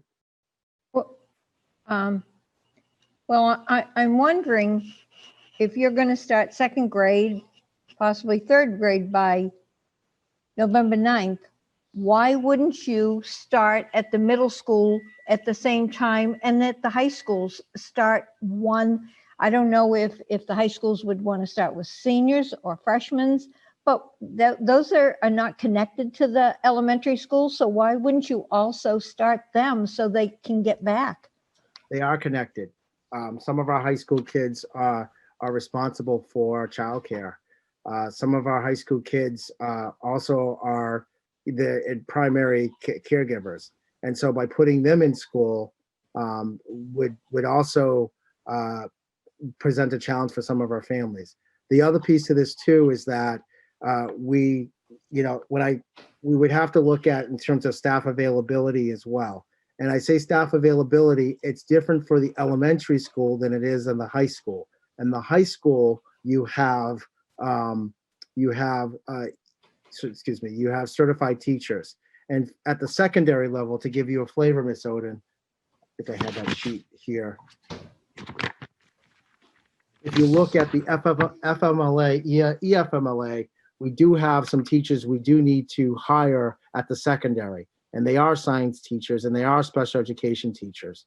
So if you ask me right now, you said, Jamal, Dr. Mosley, what are some the primary challenges at the secondary? I would say certified staff to cover.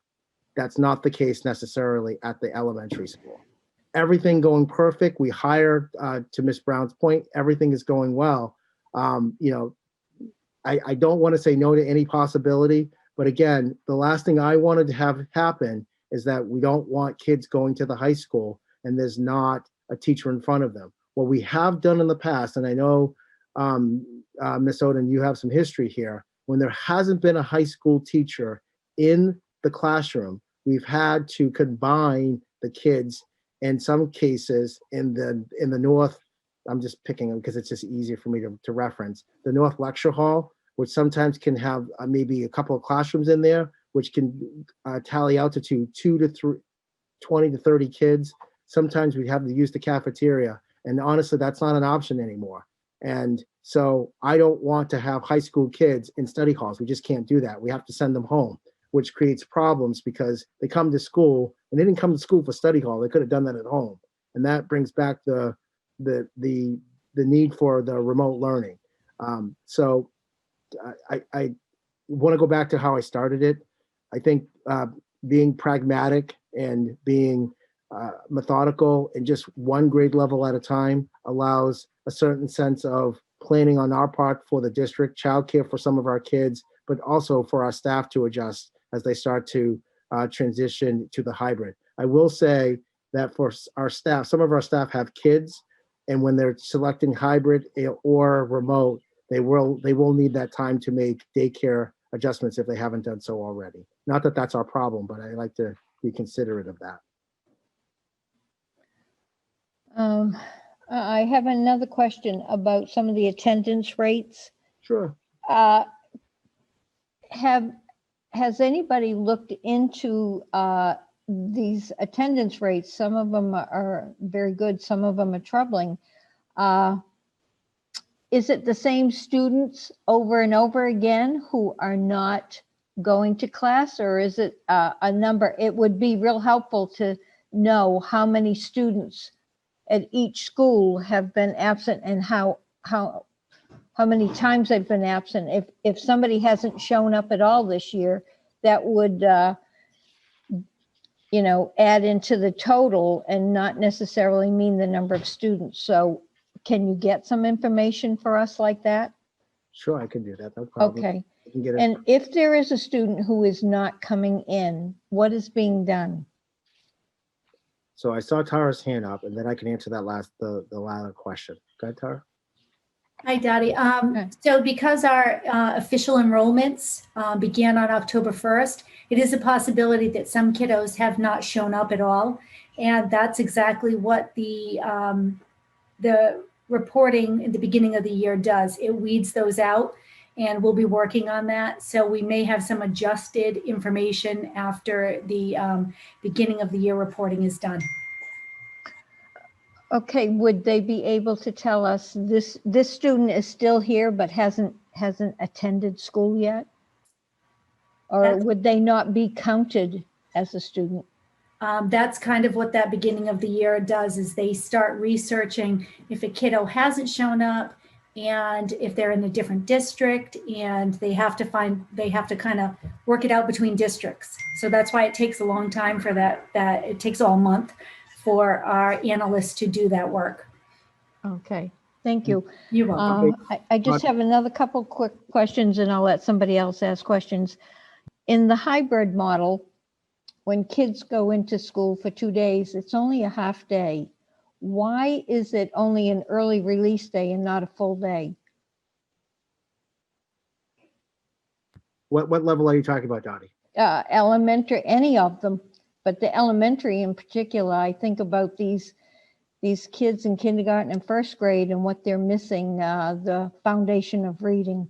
Sure.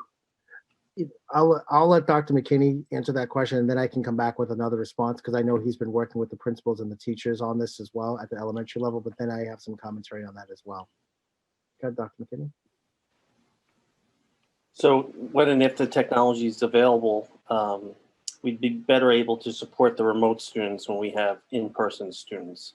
Part of the design of having the half day is to support the kids who are remote during office hours and later in the afternoon. So they're in for those 2 days and then remote those 3 days. Is that what you're referring to, Ms. Oden? Yes, I don't understand when we have the kids in class, we transport them, we're going to feed them, we're going to clean up after them. Why are they only there early release time rather than full days? I think it's an attempt to support the 5-year-olds and 6-year-olds who are not in the school, who are home alone, not being supported by a teacher right now, and to provide a little bit of a middle ground for the teacher to be able to support both. When the Chromebooks, laptops, cameras, and other devices are there and the internet capacity can support it, we can set up kind of a remote station in the front where the teacher can have kids zooming into the room and be able to facilitate, the 10 kids who are in person and the 10 kids who are at home. Right now, we're not at a place where we can do both. So it's kind of a middle ground to be able to support the 5 and 6-year-olds or any of the kids in hybrid, because as they come in for 2 days, we're on an AABB model. Monday, Tuesday, you train them up, and I'm not going to see you until Wednesday afternoon at 1:30 during office hours. They're not going to remember half of the stuff that they did the last 2 days or their assignments. So we do need to re-engage with them, even if they're supported with a paraprofessional. Okay. My final question at this point is, I noticed on the hybrid schedule, the Unified Arts teachers are scheduled to take 30 minutes of that time. If that is the limited time those kids are in school, I'm talking about elementary, why are we taking 30 minutes for Unified Arts? Why don't we have Unified Arts during the remote time so that the teachers teaching the math and the reading and the science and the whatever, why can't we have the Unified Arts teachers teach the kids when they're in remote? That in-face time that is very valuable. And it seems to me it would be better used for the academic subjects rather than the arts, the unified arts time? That is an option, and I am hearing the feedback from some UA teachers. On the other hand, many are happy with the way it is right now. And unraveling the school schedule and UA schedule before we go to kindergarten hybrid, which would affect 250 classroom teachers and 5,000 students. We've been in a routine and a schedule for a month, was not advisable at this time. I do think, some teachers are struggling with UA engagement and parents are not having all their kids participate in UAs. And if you were just to remove 5 UA blocks out of the in-person days and stack them into 3 remote days, you're passing that burden on to parents. And I don't think that's a fair burden to pass on. We're partners in this and we're doing our very best. I've heard from UA teachers concerns around zooming into the room, collecting student work, but it's not going to be perfect. We're doing our very best, but I do believe when and if the technology arrives, we can make it manageable. I certainly have been in communication with the UA coordinators, the union, and while it may not be perfect, it's definitely within and above contractual guidelines. Well, quite frankly, I think our students would benefit more from the academics in person, and to think they're going to have unified arts and there's going to be no personal connection for them, I think we can do better. That's my feeling. Okay, thank you. Okay, thank you, Ms. Oden. A couple people have indicated in the chat that they have questions. I have Ms. Johnson and then Mr. Gao. Thank you. I just want to do some follow-ups from Mrs. Oden, where she used to be a teacher, so I think we learn a lot from her. What happens if by some chance the technology doesn't arrive? Then what is our game plan here with these students? Can somebody answer that? Technology not arriving, you mean the 3,500 Chromebooks?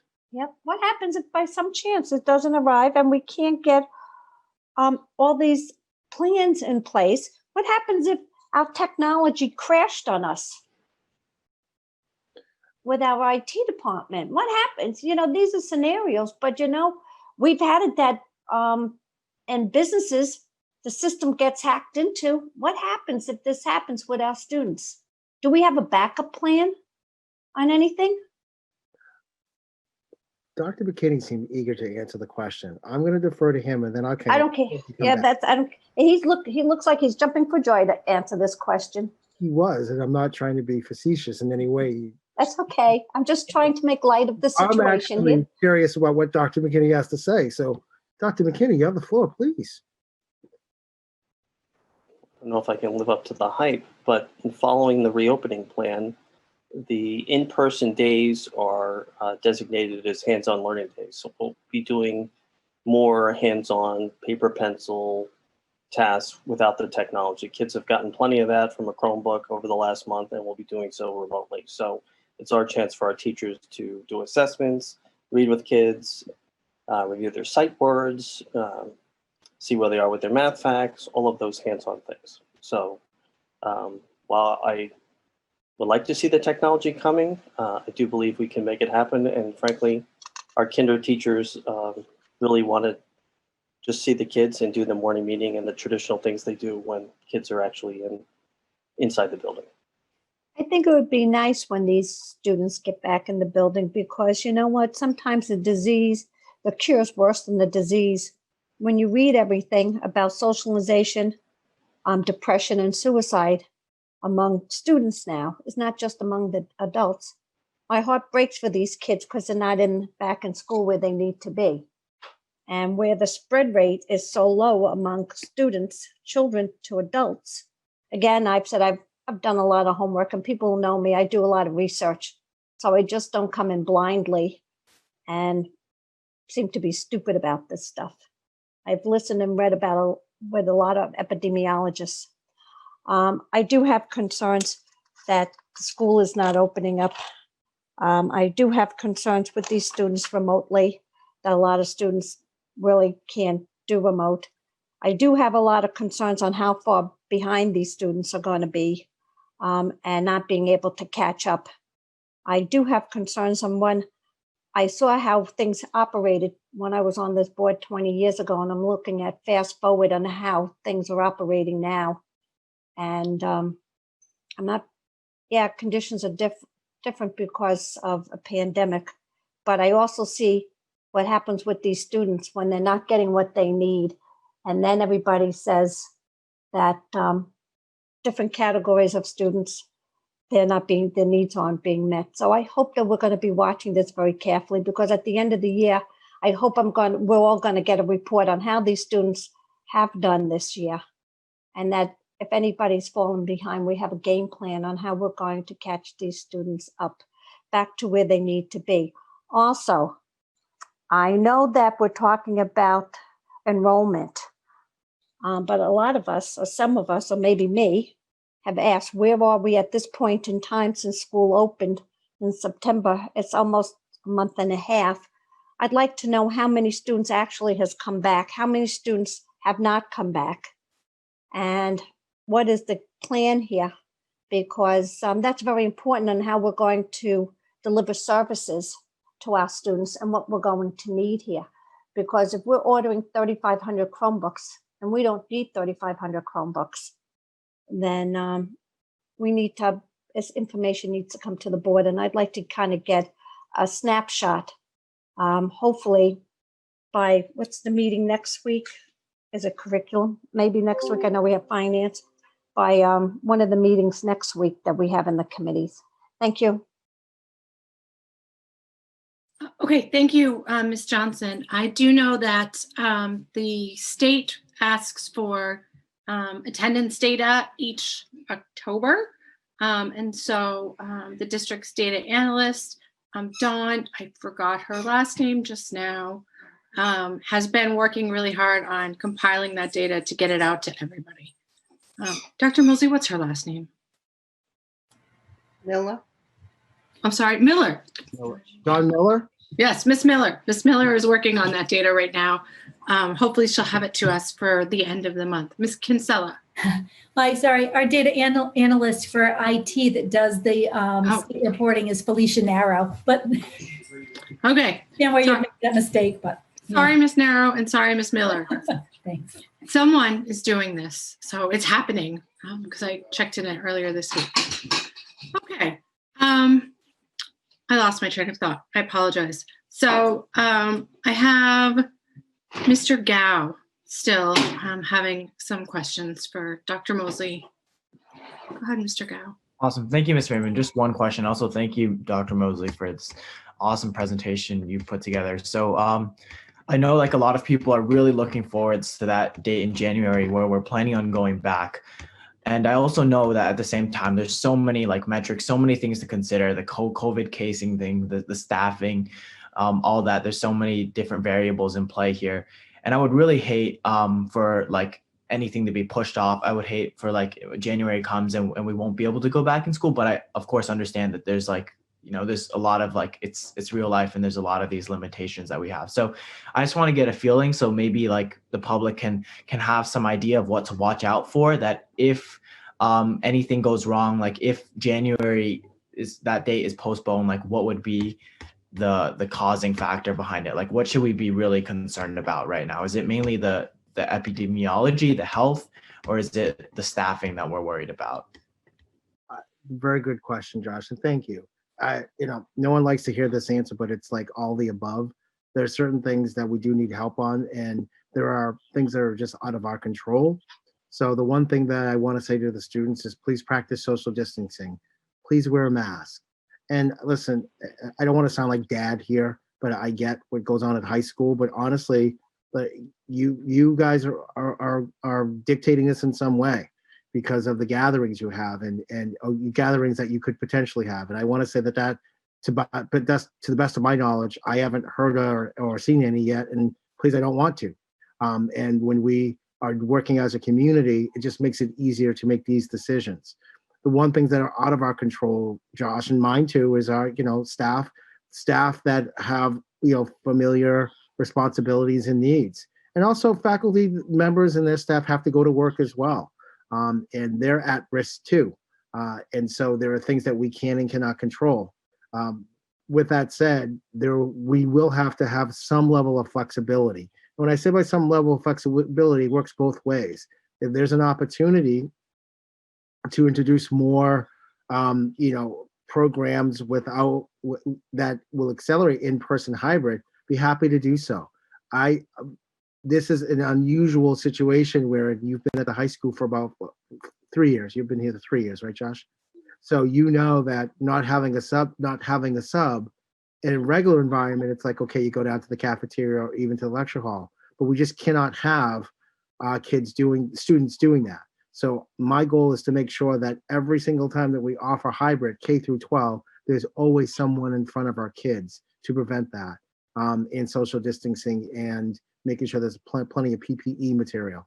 While we're on the subject, in terms of just unanticipated, it was brought to my attention that wasn't me. It was brought to my attention that there wasn't enough PPE material for our faculty, and that's not true at all. In fact, we've given out over 100,000 PPE material to our faculty to make it available. If you haven't had PPE material given to you or distributed and you're working in our hybrid models, please reach out to the building principals and to the assistant superintendents and we'll make it happen. But Josh, to your point, I don't want any more delays. I'd love to get us back in a hybrid model one way or another. At the same time, there are indicators that you and I just can't control. So we'll see. The good thing about this, Josh, I'm looking at the calendar. Ideally, a perfect world. Again, this is Nashua. We may all need to stay put in Nashua and just enjoy a nice Christmas hot cocoa and maybe something out like a nice fire in the back. And 2 weeks, everyone stays in Nashua, social distancing and masks and stuff. It's great. What does that mean, Josh? It means that, I'm not asking, but people can't travel. I'm sorry, people traveling. People may travel. And then that introduces a whole set of variables because there are certain parts in the region that we, New England, have said, no, you can't do. Particularly, I think we were talking about Wisconsin, I think was one area that's pretty a hot spot. Personally, Josh, Florida. As much as I'd love to go visit my dad, haven't seen him in a year and a half. And honestly, I don't want to see him because he presents, going down and visiting my dad presents a danger to Nashua, but to ourselves. But this is the level of sacrifice that we have to, as a community, make to make it happen. And I know it's not easy, but we have to think about those things. And it's hard for people. I get it. I mean, it's been hard, and winter's coming. I think Miss Brown's smile, I think she knows exactly what I was referring to. Jon Snow, but it's late now. I won't digress. Okay. Thank you, Dr. Mosley. Mr. Gao, did you have any other questions? No, that was it. Thank you for the response, Dr. Mosley, as well. Thank you, Mr. Gao. Okay, Ms. Brown, and then after Ms. Brown, I do want to remind everybody that we're at the 2-hour limit, so we will need a motion to continue. And I suggest that we do so because we have public comments scheduled and we do have a non-public that is time sensitive. Ms. Brown? I'm so moved. Okay, I just confused myself. I'm sorry. I move that we move to suspend the rules on the 2-hour time limit. Okay, I'll second that for the purposes of discussion. Any discussion on Ms. Brown's motion to suspend the rules regarding the time limit? No one. I don't see anybody. So, Mr. Guarino, could you take the roll, please? On the motion, Raymond Guarino votes yes. Paula Johnson? Yes. Jennifer Bishop? Yes. Sharon Gilio? Yes. Jessica Brown? Yes. Heather Raymond? Yes. Dotty Oden? Yes. Gloria Timmons? Yes. Motion carries 8-0. Thank you. And Ms. Brown, you had your hand up before I interrupted. Go ahead. Thank you very much. I appreciate it. I like to stay within the rules. So actually, this is kind of a follow-up transition from Mr. Gao's comment and Dr. Mosley. There are a lot of details that still need to be hammered out for a return to school for the families who want it, and also just to continue to improve the remote learning. So I think it's time to get a little bit of structure to that plan just for the next few months, and also for January moving forward through the rest of the school year. So I moved to create a pandemic education committee consisting of 3 board members and 1 administrator for the purpose of reviewing and recommending the board remote and hybrid learning plans during the course of the coronavirus pandemic. This committee would have the authority to create subcommittees and task forces. I'll second that. Okay, it was seconded by Ms. Gilio and Ms. Oden. Ms. Gilio raised her hand, so she gets it. Okay, discussion on Ms. Brown's motion. I don't hear or see anyone. Oh, I see. Ms. Johnson, then Mr. Guarino. I'd like to be on that committee. That's all I want to say. Go ahead, Mr. Guarino.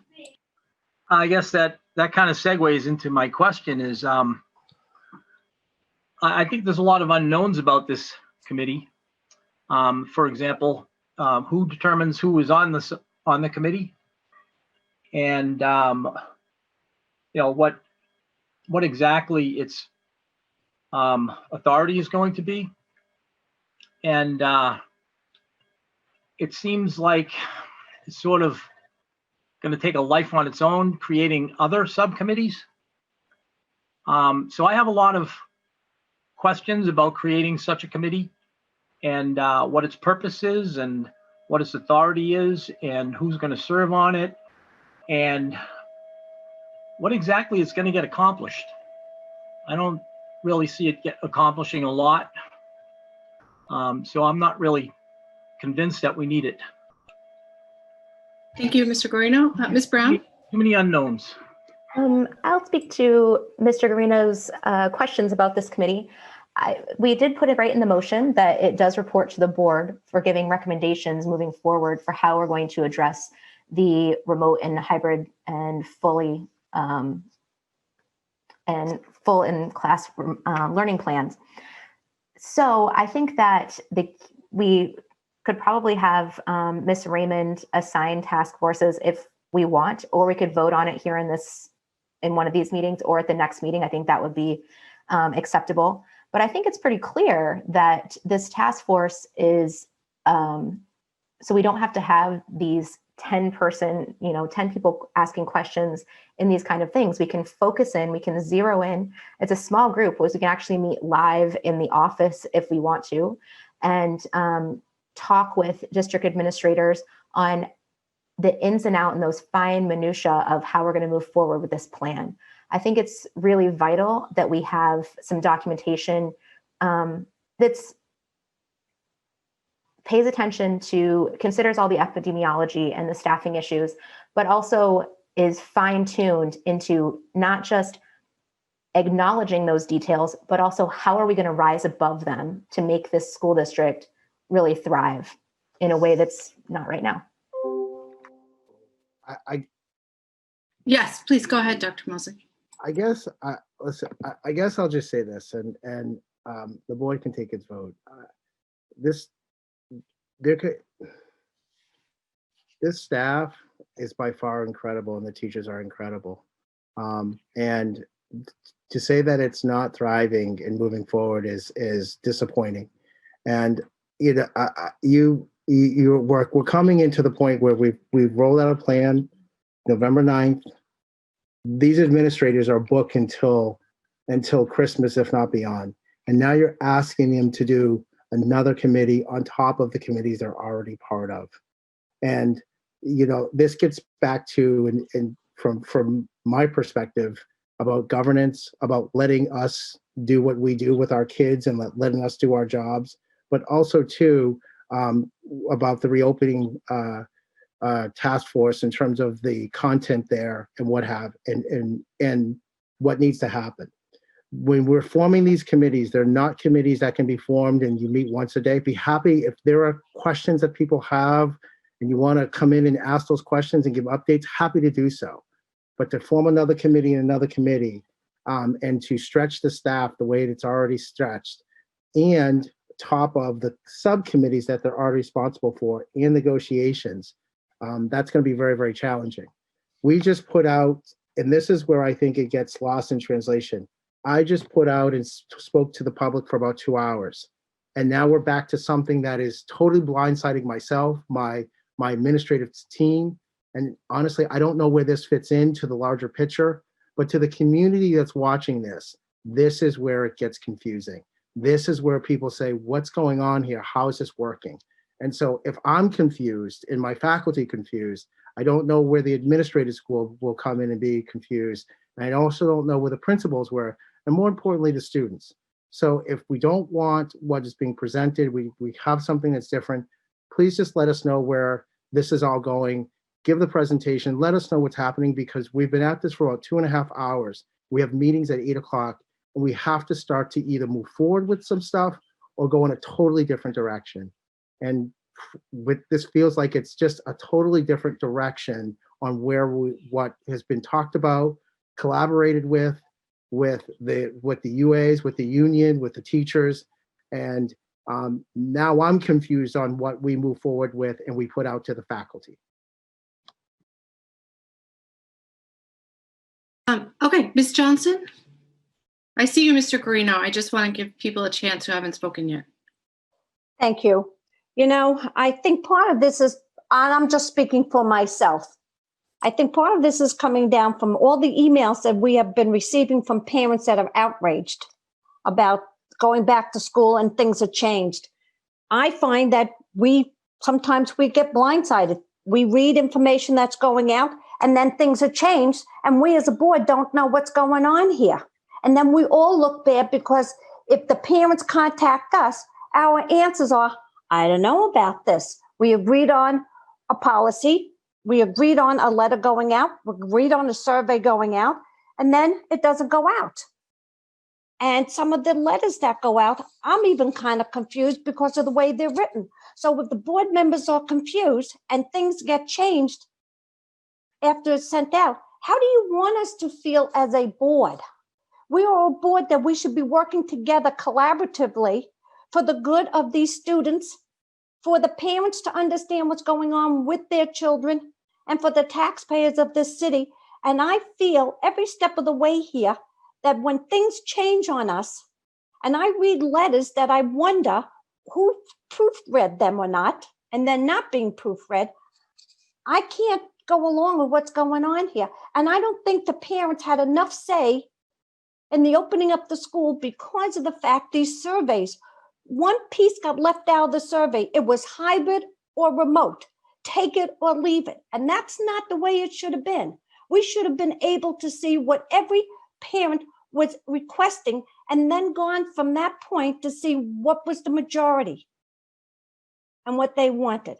So I'm looking at all this and I think the parents, I'd love to sit down with all the parents. I'd love to sit down with the teachers. I'd love to sit down and see where did we fail in remote and what could we have made it better even for opening now? And I'm not really seeing this when I'm hearing parents, and I don't care who these parents are. These are parents. They're taxpayers, and they have a big investment, and their students, their children are the investments into the system. And if we are failing them and they're that angry, then we're not doing something right, and we need to listen to them as a board. And that's the bottom line here. So I don't have a problem doing a roundtable in person with masks or without masks with the parents and with the administration and sit down and let's figure out how can we move this forward so these students and these parents are getting what they expect from this district. Thank you. Okay. Thank you, Ms. Johnson. I know, Mr. Guarino, I just want to get to people who haven't spoken. So I'm going to ask you to wait on hold there until people have had a first chance. Ms. Bishop? So I do like this idea, but I like it in in a different kind of way. I think it'll decrease our large Board of Ed meetings. I think that a lot of the presentations that we have in the meetings that we're in now can be vetted out during committee. Committee members can come, people who are not members can still come to those meetings. It offers more opportunity for public comment. It would allow us to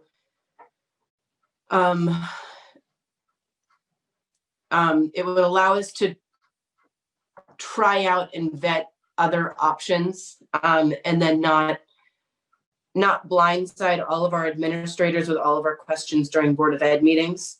I think that it could decrease these meetings where we have many administrators and many teachers and many support staff who don't necessarily need to be here to hear all of this because they've been in the meetings for it. So even though it adds another meeting, it decreases this one. So we're just kind of thinning out the work. I don't want to be on it. So not it. But I know that I have questions, and if we have a more specific agenda in regards to maybe what parents are emailing us, teachers are emailing us, instead of bringing them here, we can address them in a smaller setting with less administrators and with less support staff, and be able to be more clear and concise. And then the board members that have questions about specific agenda items can show up to those meetings. And it seems like it might be a waste of time at the beginning, but I actually think it would be a better way of organizing our time and allowing for more community input, which may decrease most of the stuff that we're getting. It's like going grocery shopping once a week instead of once a month. We might find it to be more efficient, but that's my 2 cents on it. And I hadn't talked all night and I felt like I needed to. Okay, thank you, Ms. Bishop. Welcome to the meeting. No, I'm just kidding. I appreciate all of your comments. Did anyone else who hasn't spoken yet want to make a comment at this time? I don't see any hands or anything. Mr. Guarino, thank you for your patience. Okay, thank you, Madam President. I think if things are confusing, I think if we have another committee, it's going to be even more confusing. I think its authority is going to be ambiguous. What is its authority as far as directing the superintendent and staff? I think that's too ambiguous. Its status is ambiguous. What kind of a committee is? We have policies that regulate our committees. Where does it fall under our policies? Will the meetings be recorded? Who's going to take meeting minutes? Do they have to be taken? Does it have to be televised? There's transparency issues here. I agree that with what Ms. Bishop said, we do need a forum to work these things out, but that's why we have subcommittees. We should be doing this work in subcommittees. So because staff knows how to work through the subcommittees, administration knows how to work through the subcommittees, I think that we should give the staff in this district, the employees in this district, the space to do their jobs. And I think it's a bad idea right now. And I think it's kind of not really thought out. And I'm not going to support it. And I hope that my fellow members of the board don't support it because of the reasons that I stated. Thank you. Thank you, Mr. Guarino. Dr. Mosley? I'll say this, and the board take it for what it's worth. It's now 8:30, and this is actually the challenge. Now there's one thing I said, one thing the principal said. We were in a principal meeting the entire day, and now this is something completely different that you talk about blindsiding. Everyone in the administrative team, I don't speak, but complete. What is the charge of this? Who's the chair? What's its purpose? Everything we've disseminated and passed out, is that now moot? How is this all working? The second piece of this too, and it really speaks to the governance piece, is that who is this reporting to? Where is this? Everything that we have been working for is now moved. Finally, part of the reason why this stuff comes to the board is because, and it was a great meeting this morning, is because some of the things that the board gets involved with, it has nothing to do with the board. It should go with the chain of command and really going to the building principals and following that. And I think that's why Barrett Christine is going to come in and really help us with that, because that's a challenge that we have had. I asked the board to really talk with Barrett and really talk about how there's this demarcation between administration and the board, because right now we're sending mixed messages to our community, and it's really causing a confusing people, including myself, because now whatever happens from this meeting, I have concerns about what is going to be communicated now after we just spent all of this time. Finally, we still have some things that we still have to work out with the remote learning that we put out there in terms of the schedule. Now that is going to be deleted, and that's a whole nother plan coming in and a whole nother subcommittee that's going to be chaired by who, what, and I don't even know the purpose of it. I think that really sends a ambiguous message to our families and to our community members who are looking for some clear, guidance on how these things are going to be played out in this environment. That's all I have to say. Thank you. Thank you, Dr. Mosley. I appreciate you bringing up those concerns. I also appreciate your comments, Mr. Guarino, and I appreciate Ms. Brown's comments on this evening as well. Earlier this evening, when we were talking about the creation of new positions, that was in the PowerPoint that we got, I don't know, an hour before the meeting. That was new to all of us on the board, and we were like, what do we do with it? Where should it go? I like the idea of having a committee specifically created to be a response to the pandemic. So questions like that could go to that committee and then be forwarded on to the regular board, as opposed to us being like, where does this go? Early on in the process, back in April, the board talked about making a committee like this. And at the time, the board was assured that these types of questions about scheduling and how things were going to work and what all that would go through our standing committees. So we didn't need a new committee. It could go right to curriculum if needed, or policy. And that hasn't happened. It's been 6 months and I haven't seen anything go through curriculum to be vetted before coming to the full board regarding hybrid learning or remote learning. I would also say this, and I try very hard to be neutral in these meetings and a calming presence. But I feel the frustration of many of the people who have spoken on the board who are frustrated, and also many of the people out there in the public. The board asked in April for a committee, and we're told we didn't need a committee. In May, we said, okay, create 3 plans and get them to us by the end of July. At the end of July, we got half of a hybrid plan. Halfway through August, we got a remote learning plan that's been revised once and will be revised again. The hybrid plan has been changed. These are all good things. We should learn and grow as we get more information. We change things. But the idea that the board is overreaching, I think, is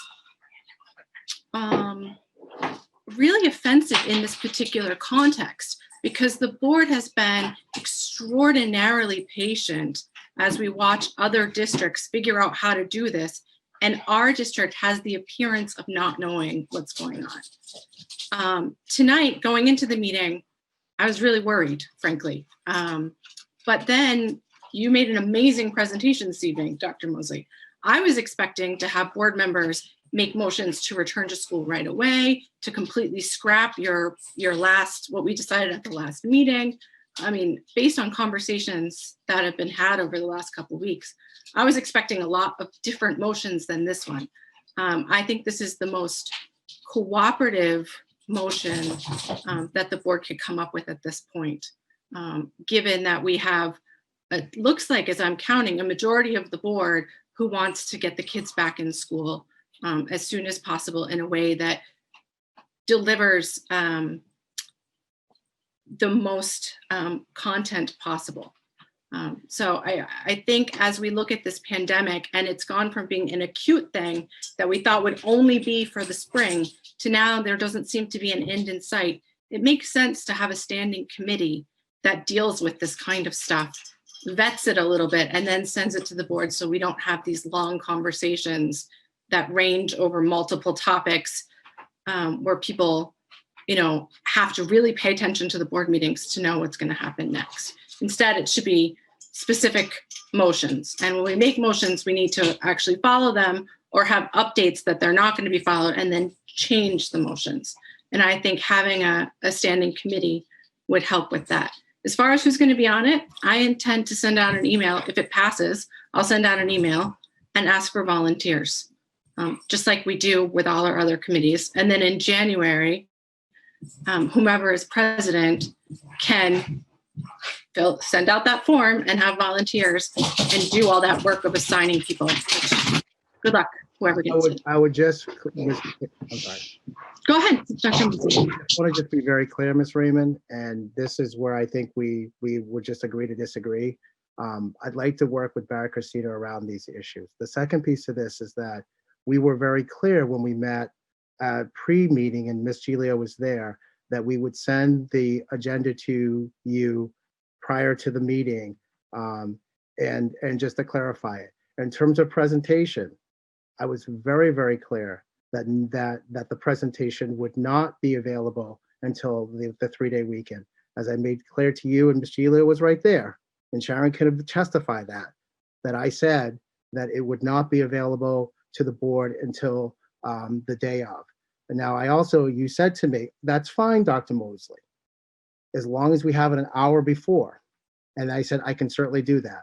And I honored that. And Ms. Giglio was right there. This is not the time for argument or anything like that. I'm being very clear that and I stand by them. The faculty and the staff have worked extremely hard, and I continue to stand by them. And I thank them tremendously. And you know what? You're right. We're actually not like regular districts. And I take pride in that because we haven't had one COVID case yet with our kids in our district. And that's something I'm proud of. The second thing that I'd just say is that if I wish that some of the board members had an opportunity to come and witness some of the great things that were happening over this weekend, not just in this district, but in this city.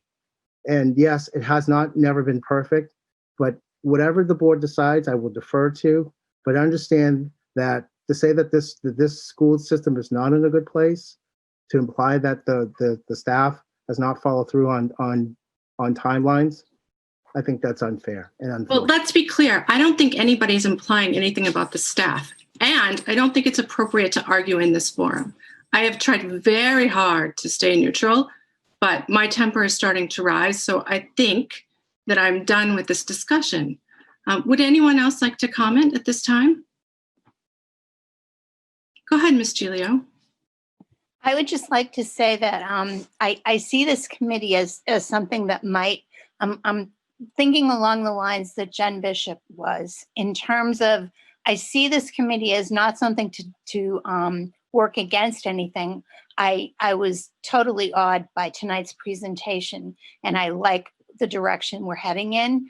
I think that the intent would be to kind of condense the issues that come up so that a smaller portion of us as a committee, whoever they are, could work on them so that we don't have 4-hour meetings every time we get together. I see this as a committee that would support Dr. Mosley's presentation tonight and moving forward. I just see it as another way to communicate and to support our district going forward, because all of us want to see all the kids back in school whenever it's safe to do that. It's always been our plan all along. So I think that my vision of what this group might do, this committee, is a little different than what some other people's is. And I'm hoping, I see it as something that could actually be supportive of us moving forward.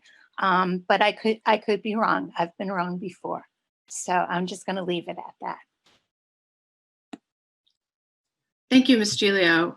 As always, your comments are on point and calming. So thank you for that. Anyone else? I don't see nor hear anyone.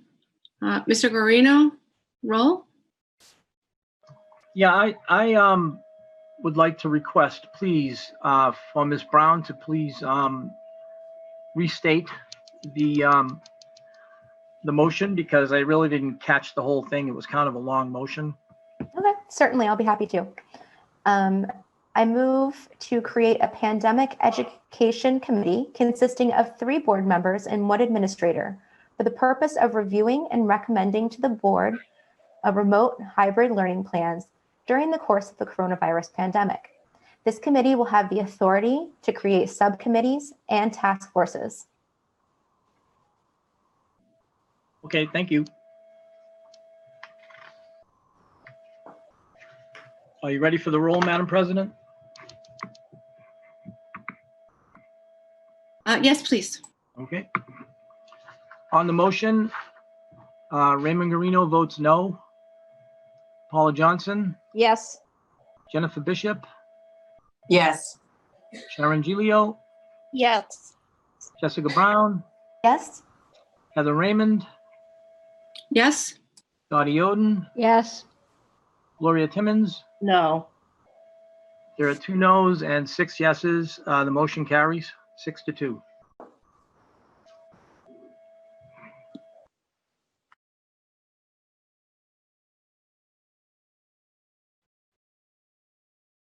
I hit mute and then started talking. Sorry. Is there anything else on the topic of hybrid or remote learning? We kind of clumped all of our unfinished business into one giant topic instead of separating them all out. I have a question. Yes, Ms. Oden. Okay. I noticed on the plan, the CTE program is supposed to go back, or they did go back October 5th. They were supposed to go back September 14th, but that got canceled for some reason. It looks like they have in-class learning every other week for 3 hours. Is that typical? I know there are 25 CTE centers in the state. Is that what most of them are getting, only 3 hours every 2 weeks?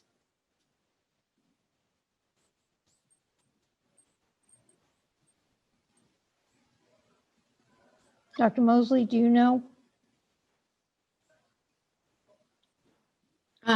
It sounds like Dr. Mosley. I don't have the answer to that right now. I can certainly, we have CTE programs. Again, we have CTE programs that are meeting in person and CTE programs that are remote. I did. I saw that in the sheet you gave us, but I was wondering how we compare to other CTE centers. I know we were the only one that wasn't open. Now we're open. Are the rest of the CTE programs students only getting 3 hours every other week? Again, what you say programs, what classes are you specifically talking about? Are you talking about the cosmetology class? Are you talking about like the engineering class? I mean, there's a variety of classes. So all of them. Okay, so depending on the class, what I can do is send the board some information on the time that the classes are meeting in person, but also the time that they have been meeting remote. It all depends on the class. So some of our kids come in for a couple of hours, and yes, they do. Some of our kids are online doing projects for a couple of hours as well. So all of these are all in play. So it's a combination of in-person and remote. The one thing that we will say this is that we are not like other programs, and we never will be because of our size. So the size of the CTE program, we have more kids than typical programs. So we have sending kids coming to our programs, and we also have a couple of kids that go out to sending programs as well. So I would say that some of our kids are getting 3 hours in person, some of them are getting it remotely as well. Okay, thank you. Okay, thank you, Ms. Oden. All right, any other questions or comments regarding, yes, Ms. Brown? Sorry, actually, my question about the remote learning was in regards to the attendance memo. How are we taking attendance? Is it different at each school? Is it a login? Do they have to come to all of their Zooms for a day? One Zoom, two Zooms? Do we have a metric for that? The attendance is taken online. The attendance is taken online when the kids log in. And, certainly the teacher takes the attendance that way remotely. Obviously, when they come into school, we do it that way as well. So that's how we do the attendance in the school. So it all varies from, when they show themselves in the Zoom, they do that. Some of them have classroom projects where they kind of log in and do an activating activity, and then they move forward on that. So there's no one protocol or mechanism for that. We typically, high school kids log in, they take attendance and move forward. Same thing with secondary. So it all depends on the grade level. Okay, that's actually thank you for the answer for the remote. That's what I was curious about, if there was some kind of an engagement activity, or if it was a box checking, or just what it was for those remote students. Thank you. Okay, thank you. And just to clarify, there's no change to the presentation that was made this evening. So I don't think we needed a motion to accept Dr. Mosley's presentation, but there was the question of confusion moving forward. At this time, the board has no objections to what Dr. Mosley presented, correct? All right, hearing none. There are no objections to Dr. Mosley's presentation. Frankly, I thought it was fantastic. Okay, so I have new business, the memorandums of understanding.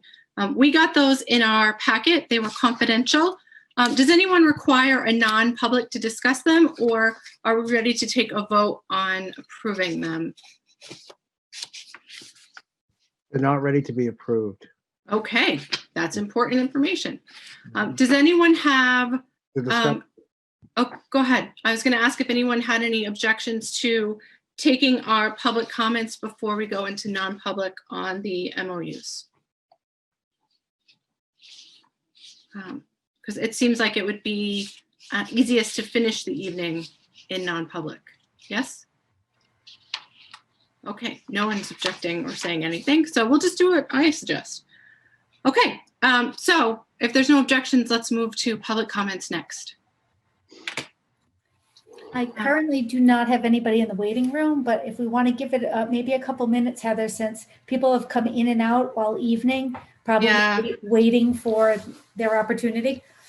Yeah, it must be so frustrating to not know exactly when to call in. Perhaps at our next agenda review meeting, we can talk about the timing of public comments on the agenda. This seems not as convenient as it could be. The only other item I have on the agenda, well, two things. One, Dr. Mosley indicated at the HR meeting earlier this evening that he has another item in non-public. We have the MOUs in non-public, and then I just have board member comments. Does anyone have any other business? I don't see anybody. Shall we do board member comments while we see if anybody calls in? Okay, let's just do that. I'm going to go around based on where everyone is sitting on my screen. Ms. Giglio, do you have board member comments this evening? I hadn't prepared any, but again, I want to thank Dr. Mosley for his presentation. I like the way the plan looks. I think that hopefully the pandemic will cooperate with us, and that our numbers will start to go down so that we can keep adding to our hybrid students that are coming in. I also believe that we are meeting with Mr. Christina on this coming Monday, and I certainly would welcome his input into our discussion or motion tonight about another committee to kind of support moving forward for the district. And that's it for me.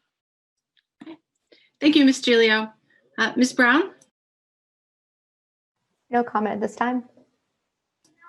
Thank you. Mr. Guarino? Thank you, Madam President. Really quickly, I just want to thank Dr. Mosley for his presentation, and I want to thank the staff for implementing the fall sports, and for the parents and the students for doing their part in keeping everybody safe. I don't disagree that we should open schools. I don't disagree that remote learning has negative impacts on our kids. I know it does. But we have a collective responsibility toward each other to make sure that we keep each other safe. And if everybody does their part as we open school, as we transition and we open school, and I think Dr. Mosley and staff do have a plan, and it has to be flexible. I think we can do it, but we have to do it together. Infection rates are going up in Nashua, going up in Manchester too. And so I want to make sure that we keep each other safe and that we look out for each other, and we do this together. We have to do this together as a community. And we all have, like I said, our part to play. And I think we can do it. Thank you. Okay. Thank you, Mr. Guarino. Ms. Bishop, do you have a comment this evening? I just wanted to say, not necessarily in regards to our meeting tonight, but watching my kids do remote at home has actually been quite an amazing adventure to watch them do. I know that they're probably a little frustrated having to sit still all day, but the teachers that they're working with are doing fantastic. The work that is being created by my kids is fantastic. I'm sure I'm not the only parent who is feeling that there is a lot of success going on. As a parent who, when the option of returning to school in any kind of fashion, I probably will not be doing as a healthcare worker. I'm probably one of the more conservative healthcare workers. But I don't feel like it's a great idea to come home from the hospital and then send my kids into a school system where they chat with a bunch of other kids. But I'm in the minority of that right now.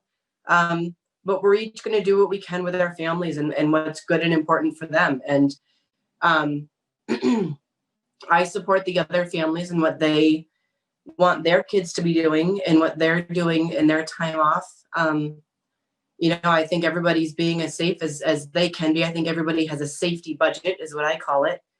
And I think if we're supportive of each other and we're respectful of each other, we're going to be exactly where we should be. But again, I can't speak more highly of the teachers that are working with my kids and the outcomes that we're seeing. It's been not as devastating for my family as I thought it was going to be. And I think I have a lot of other families that would mirror what I'm saying. So thank you to the teachers and to the administration, to the principals in those schools for giving the teachers the supports that they need. I think we're doing what we can, we're doing it well, and we're doing it with a smile. So thank you. You guys are doing a good job, and my kids say thank you too, even if they don't act like it. But and field hockey did great, just in case anybody needs to know. They got their first win, 3-0. The kids were very happy. I'm glad the sports is working out. Sorry, it's not COVID, I got tested. But everything is going as well as it can be, and I think we're being a really good district. So I have a lot more good things than I have to say bad. But I think we're doing good, and those are my long-winded comments. So thank you. Okay, thank you, Ms. Bishop. Ms. Timmons, do you have a comment this evening? I'm sorry, my computer almost died, so I had to plug it up, so you'll see just the wall. But I echo Ms. Bishop's sentiments. I'm having the same healthy relationship with the people that I'm sitting with, the kids I'm sitting with during remote. And thank you all the teachers, all the staff for everything that you do and what I see. It's incredible. I couldn't do it in a million years. And I thank you all. They're doing a great job. They're happy. They do have their break time, and they do run around screaming and all that other stuff. And then we get back and do our business and they seem to be doing very well. So I want to thank all the teachers, every one of you guys. Mr. Grace, fantastic. Mrs. Palandra, I love you. I mean, you guys are just incredible. Thank you a lot. That's it. All right, thank you, Ms. Timmons. Ms. Johnson, do you have a board member comment this evening? Yes, thank you. I'd just like to say thank you to the board members that we actually made it through another meeting tonight. I want to say thank you to the administration here. You know, I know it's been hard on all of us, and I know that our tempers and our emotions run high right now because we all are doing this for the best interest of the students in the city. And where some of us feel that they should get back in school, I respect everybody's opinion. I would just like to kind of say that, you know, hopefully we will get through this, and I know we will because we're a strong community. And I hear and I've read everything that the parents have said, although I don't respond very often because sometimes there's just no words. And if I don't have words to say, then it's pretty bad. Because I know I'm very opinionated, but it is what it is. But we'll get through this. And I think that having that extra committee here sitting down, so if it comes from one person to ask for information, it's from one particular person. And this really ties into curriculum. So this could be like an even offshoot of curriculum committee because that's what we're asking more for stuff on curriculum. But anyway, thank you. I know it's getting late and I know we have things we have to finish up here, but thank you everybody for a nice meeting tonight. Okay, thank you, Ms. Johnson. Ms. Oden, did you have board member comments this evening? Just quickly, thank you to administration. This is challenging. I think everybody realizes that. I want to thank all the parents that have written. You know, the academics are important, but we're seeing a lot of kids that having emotional problems that they're having a lot of difficulty with remote learning. And I think the sooner we get back, that health issue will be helped. I know the teachers will be glad to see their kids in person again. So I would say thank you to those people, and hopefully we will get back very soon rather than later. Thank you. Okay, thank you, Ms. Oden. I appreciate it. And thank you to all the board members for your comments this evening. I just want to remind people that there are resources out there. The United Way has a ton of resources for people. Thank you so much to the United Way for all the work that you're doing. Also the Nashua Soup Kitchen and Shelter. And if you need any other resources, our school social workers have information for you. So please don't hesitate to reach out to the social worker at your child's school.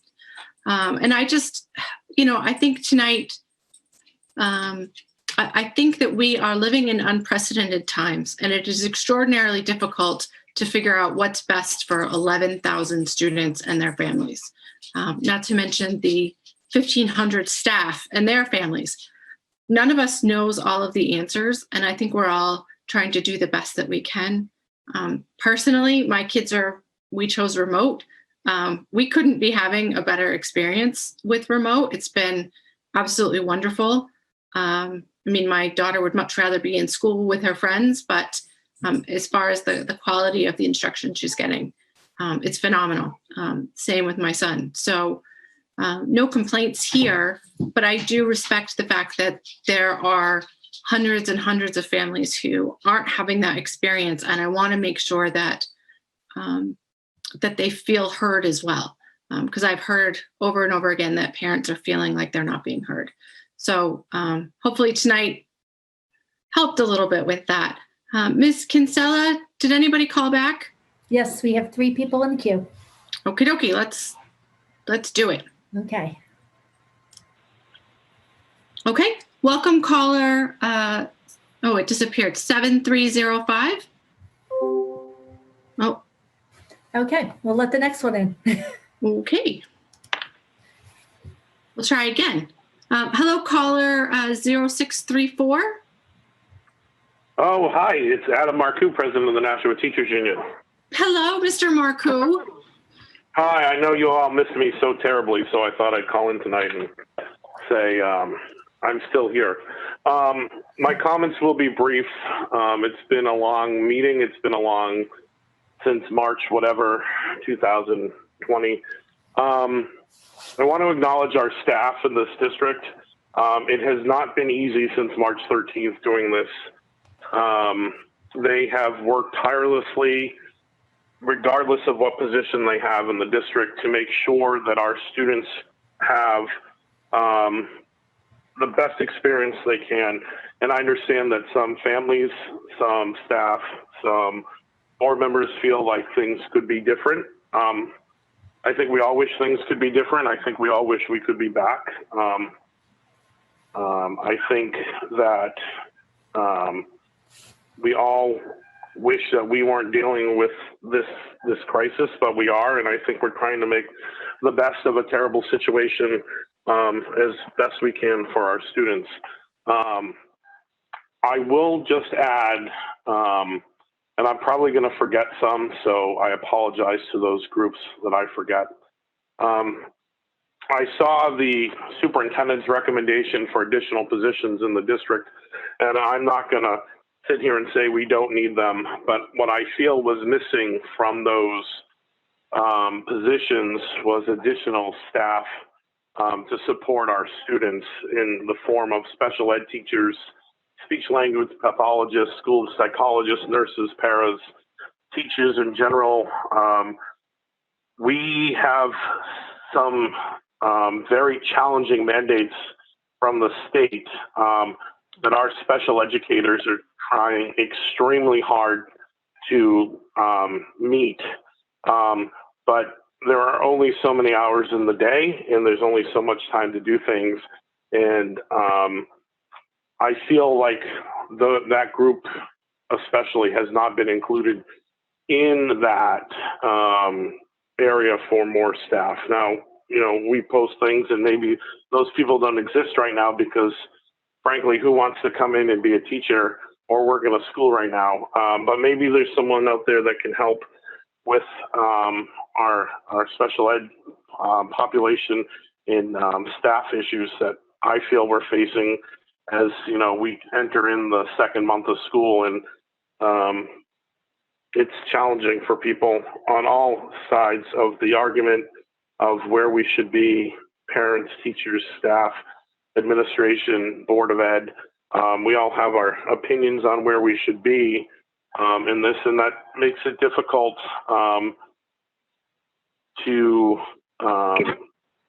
operate sometimes. But I think one board member said it correctly. I think we all come to the table looking to make the best interests of the kids. And I have said publicly that I would give my left arm for my boys to be back at school in a normal environment and not having to deal with COVID and masks and plexiglass and PPE this and gloves and sanitizer and gowns and all the things that we've been dealing with the last few weeks. So I wanted to make sure that people did not forget about that or the fact that I'm still here. And I look forward to continuing to work collaboratively as the union with the school district. I look to give my 2 cents to this newly formed committee, whether it be in public comment, showing up randomly at the meetings, or sending a dissertation to that committee. I have lots of questions about the purpose of that committee and how it's going to be handled. I'm hoping that it's handled like any other board committee, where it's published ahead of time with the schedule, the agenda, where and when. And I would request respectfully that the public comment portion be included in that agenda if it's going to be a ad hoc standing committee of whatever of the board, so I can come and talk. Basically, that was a plug for me, but for anyone else that wants to come and give their feedback. So thank you for listening, and I hope you're all well, and I look forward to being back in the boardroom with you in November. Thank you. Thank you, Mr. Marcoux. Have a good evening. Thanks, you too.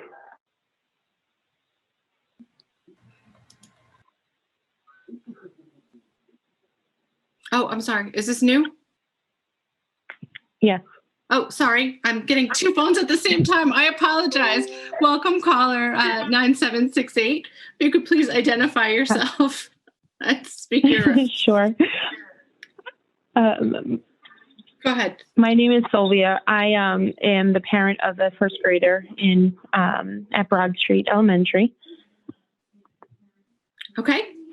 And so first, I would love to say just thank you, Ms. Johnson. I truly feel like you are looking out for the students' best interests, and I felt it in what you were saying this evening. And I would love to sit with you, whether it's mask on or off, and discuss further on how I'm feeling as a parent for my child.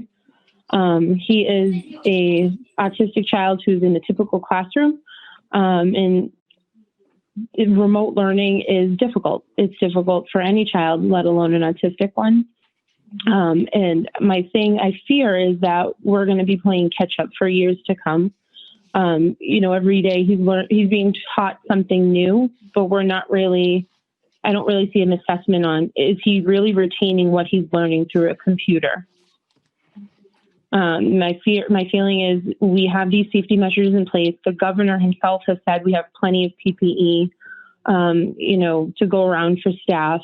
And yes, our numbers are going up, but with these proper measures, we can help prevent anyone in the school system from getting COVID.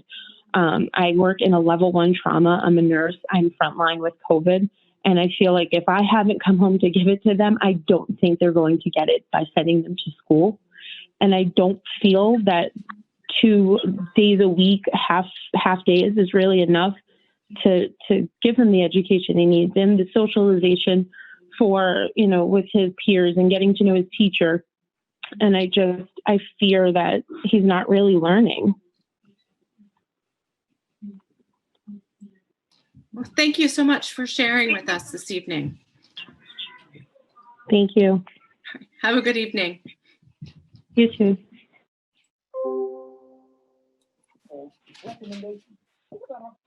Okay, good evening, caller 7873. Hello, if you could state your name, please. Hi. Hi, I was just trying to listen in on the calls. Oh, so you weren't interested in making a comment? No, I was just trying to listen into the meeting and I've been unable to get in. Oh, how frustrating. So our meetings are broadcast live on ETVs on their website and also on channel 16. Oh, okay.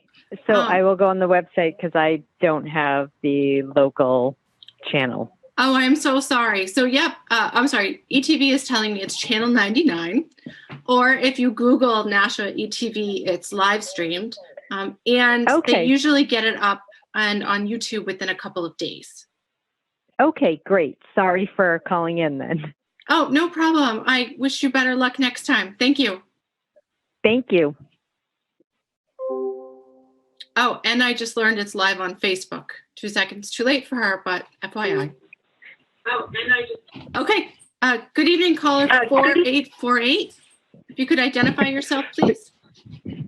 Good evening, Heather. My name is Matthew Thomas, and I appreciate this opportunity for public comment. I also want to especially thank you for your words tonight. We really appreciate your leadership on this board. I also wanted to ask and make sure this board recognizes that I hope we have some educators on these upcoming task force members that we have. It seems as if these task force are more for board members, and I think we're missing out on some of the wonderful resources that we have in our educators here in Nashua. I also wanted to remind the board that Dr. Mosley works at the pleasure of the board and not the other way around. We need to hold Dr. Mosley accountable. And many of us feel that he's failed us a lot of times at every opportunity, from vague questions for polls that were sent out to parents to promising that he'll put FAQs on the school board website and then instead he went on vacation. Most recently, you guys at your last board meeting voted on opportunities to return back to the classroom. You discussed a plan on how you would do that. And then the next day, Dr. Mosley went out there and put up his own plan that totally contradicted what you guys were voting on. You guys need to hold him accountable for what is going on. We need a more professional superintendent of the school. We pay for, as taxpayers, an office for him to be in. He does not have to be in his bedroom doing this Zoom call. Okay? So you guys need to have a more professional person that will actually put his phone down and not answer it during your board meetings. How do we expect our students to ignore their phones in the classroom when we have a superintendent who will not ignore his phone during your meetings today? As I said, I appreciate your leadership, Heather, and I hope you steer this Board of Education in the right direction and hold the people that are making these decisions accountable, to recognize that you are the ones that are in charge. You are our elected leaders here on the Board of Education here in Nashua. Thank you. Okay, thank you for your patience. Okay. Okay, hello, caller 0880. If you could Hi, if you could identify yourself. Sure. My name is Wayne Georgiana. I live at 96 Peel Road, Nashua. I have two kids. I have two daughters, one in 8th grade, one in 9th grade. And, this remote learning is not conducive for their education, especially one with an IEP. And, I just finished college and now I'm back as a freshman all over again because I have to sit there with my daughter while she does her schoolwork. And so I saw the plan for the remote to get back, but every 2 weeks it isn't going to put the kids back until at least March for the seniors and juniors, which are the most important ones besides the younger kids. So I just like to say that. And then the other thing I would like to say is that Mrs.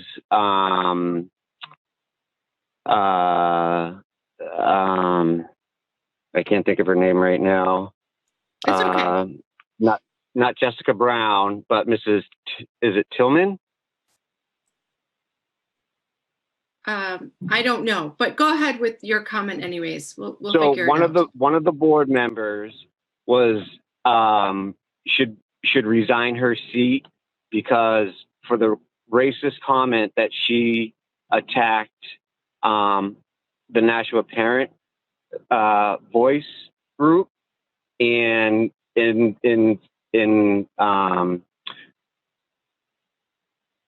thinking of embarrassing Jessica Brown in that saying she was a racist and carrying a conversation on about how this group is a KKK organization.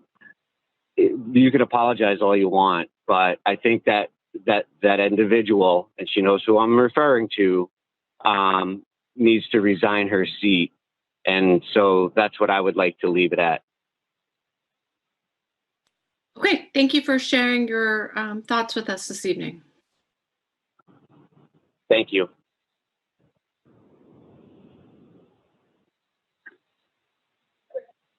Okay, hello, caller 5033. If you could please state your name for the record. Yes, good evening, Heather. Thanks for having me on. My name's Tom Bailey. I live in Nashua. My comment is about metrics and data. I think one of the things that has been the most frustrating about this experience with the board and with the administration is that we've not seen a transparent and communicative framework that sets goals and metrics and sees us how we move through them in a fashion that is updated regularly and consistently.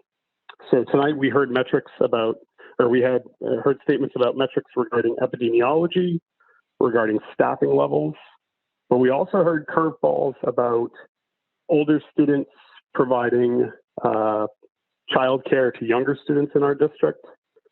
We heard misstated metrics about counts of laptops. And I would really ask the board and the administration to develop a coherent, repeatable reporting structure that we can use as a community on a regular basis to exactly understand where we're headed. Where are we today? Where do we want to be? And how are we going to get there? What are the intermediate steps that we're going to take?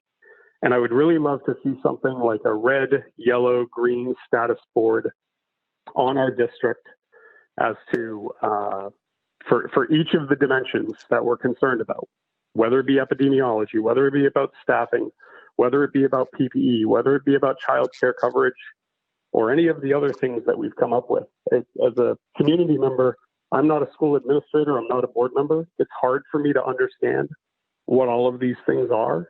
And if I could have a plain English dashboard to tell me what's going on and what I can expect from the district, one, I think it would personally allow me to plan better. But secondly, it would reduce anxiety and fear and doubt that is felt by parents across this district. Yeah. Thank you for listening to my comments. Public comments right now. They're dragging on, so I'm grabbing a. Jimmy, we can hear you. Also, thank you very much, Mr. Daly. Have a good evening. Okay. Ms. Kinsella? Hi, this is, you're on with the Nashua Board of Education, caller 2608. If you could state your name, please. Sure. Hi, my name is Sean Butler. I am a resident of Nashua. I have 4 children in the public school system at Broad Street, well, 3 at Broad Street and 1 in Elm. And I just wanted to ask about the rally that was held last week for the benefit of the students of Nashua, particularly about allowing our students to have more choices, and so instead of just straight remote learning. And lastly, I just want to ask the board member, Timmons, as to why she deleted her comments about the rally and the hateful rhetoric and accusations of her fellow board member, Jessica Brown. Thank you very much. Thank you for calling.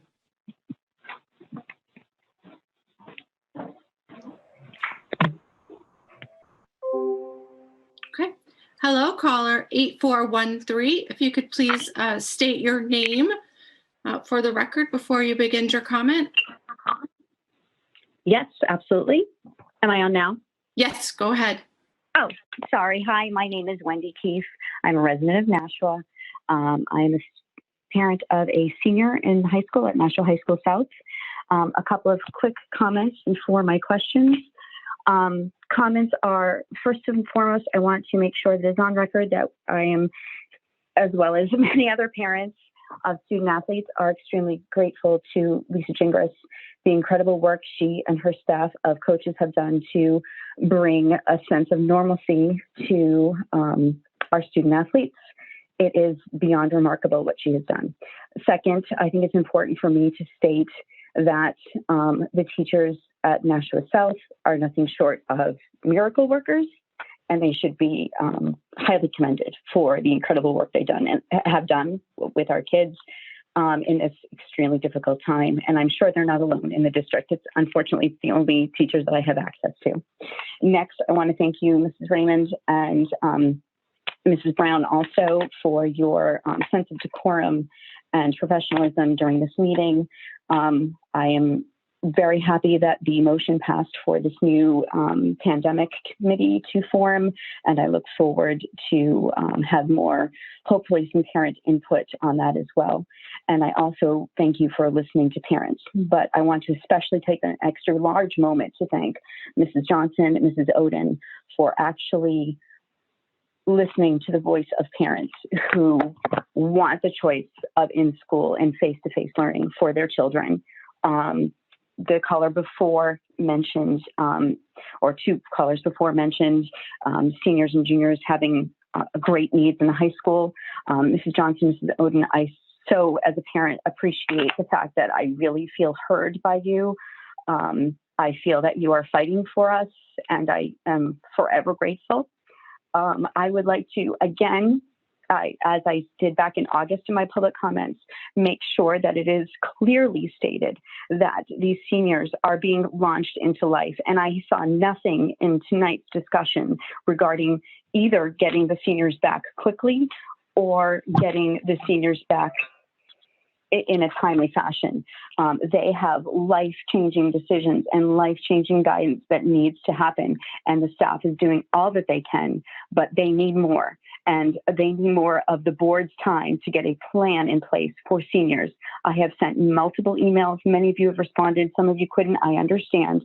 But I am not hearing or seeing seniors being addressed. And there are many of us who are very concerned. I've been on a group text with half a dozen or more in multiple different group texts while this meeting was going on. And I find it very disheartening that more of the board members aren't taking this seriously or are not stepping up for our children who are being launched and don't have another chance at catch up that the district can try and do in future years. They don't have that advantage.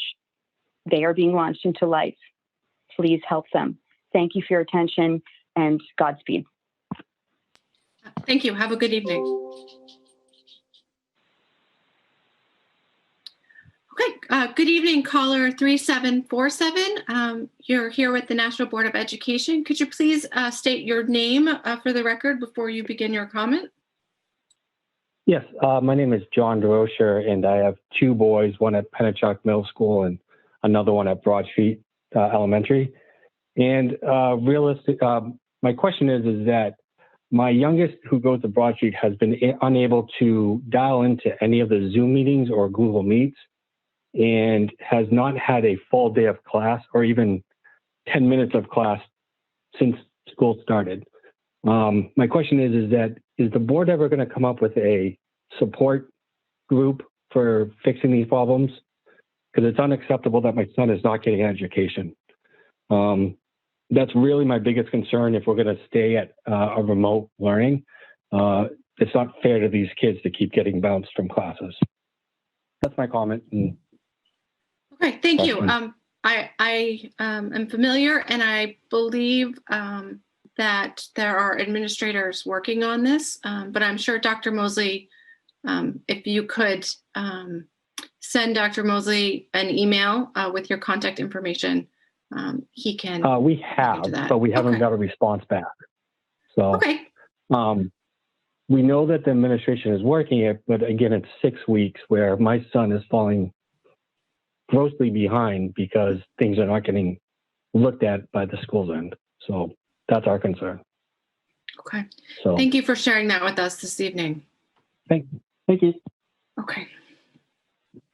Please send it to me. I'd be happy to read. Every email that's come to me in terms of a building issue, I've always directed it to the parent. And I'd be happy to forward that to John Forrest, and he'll get right back to that parent.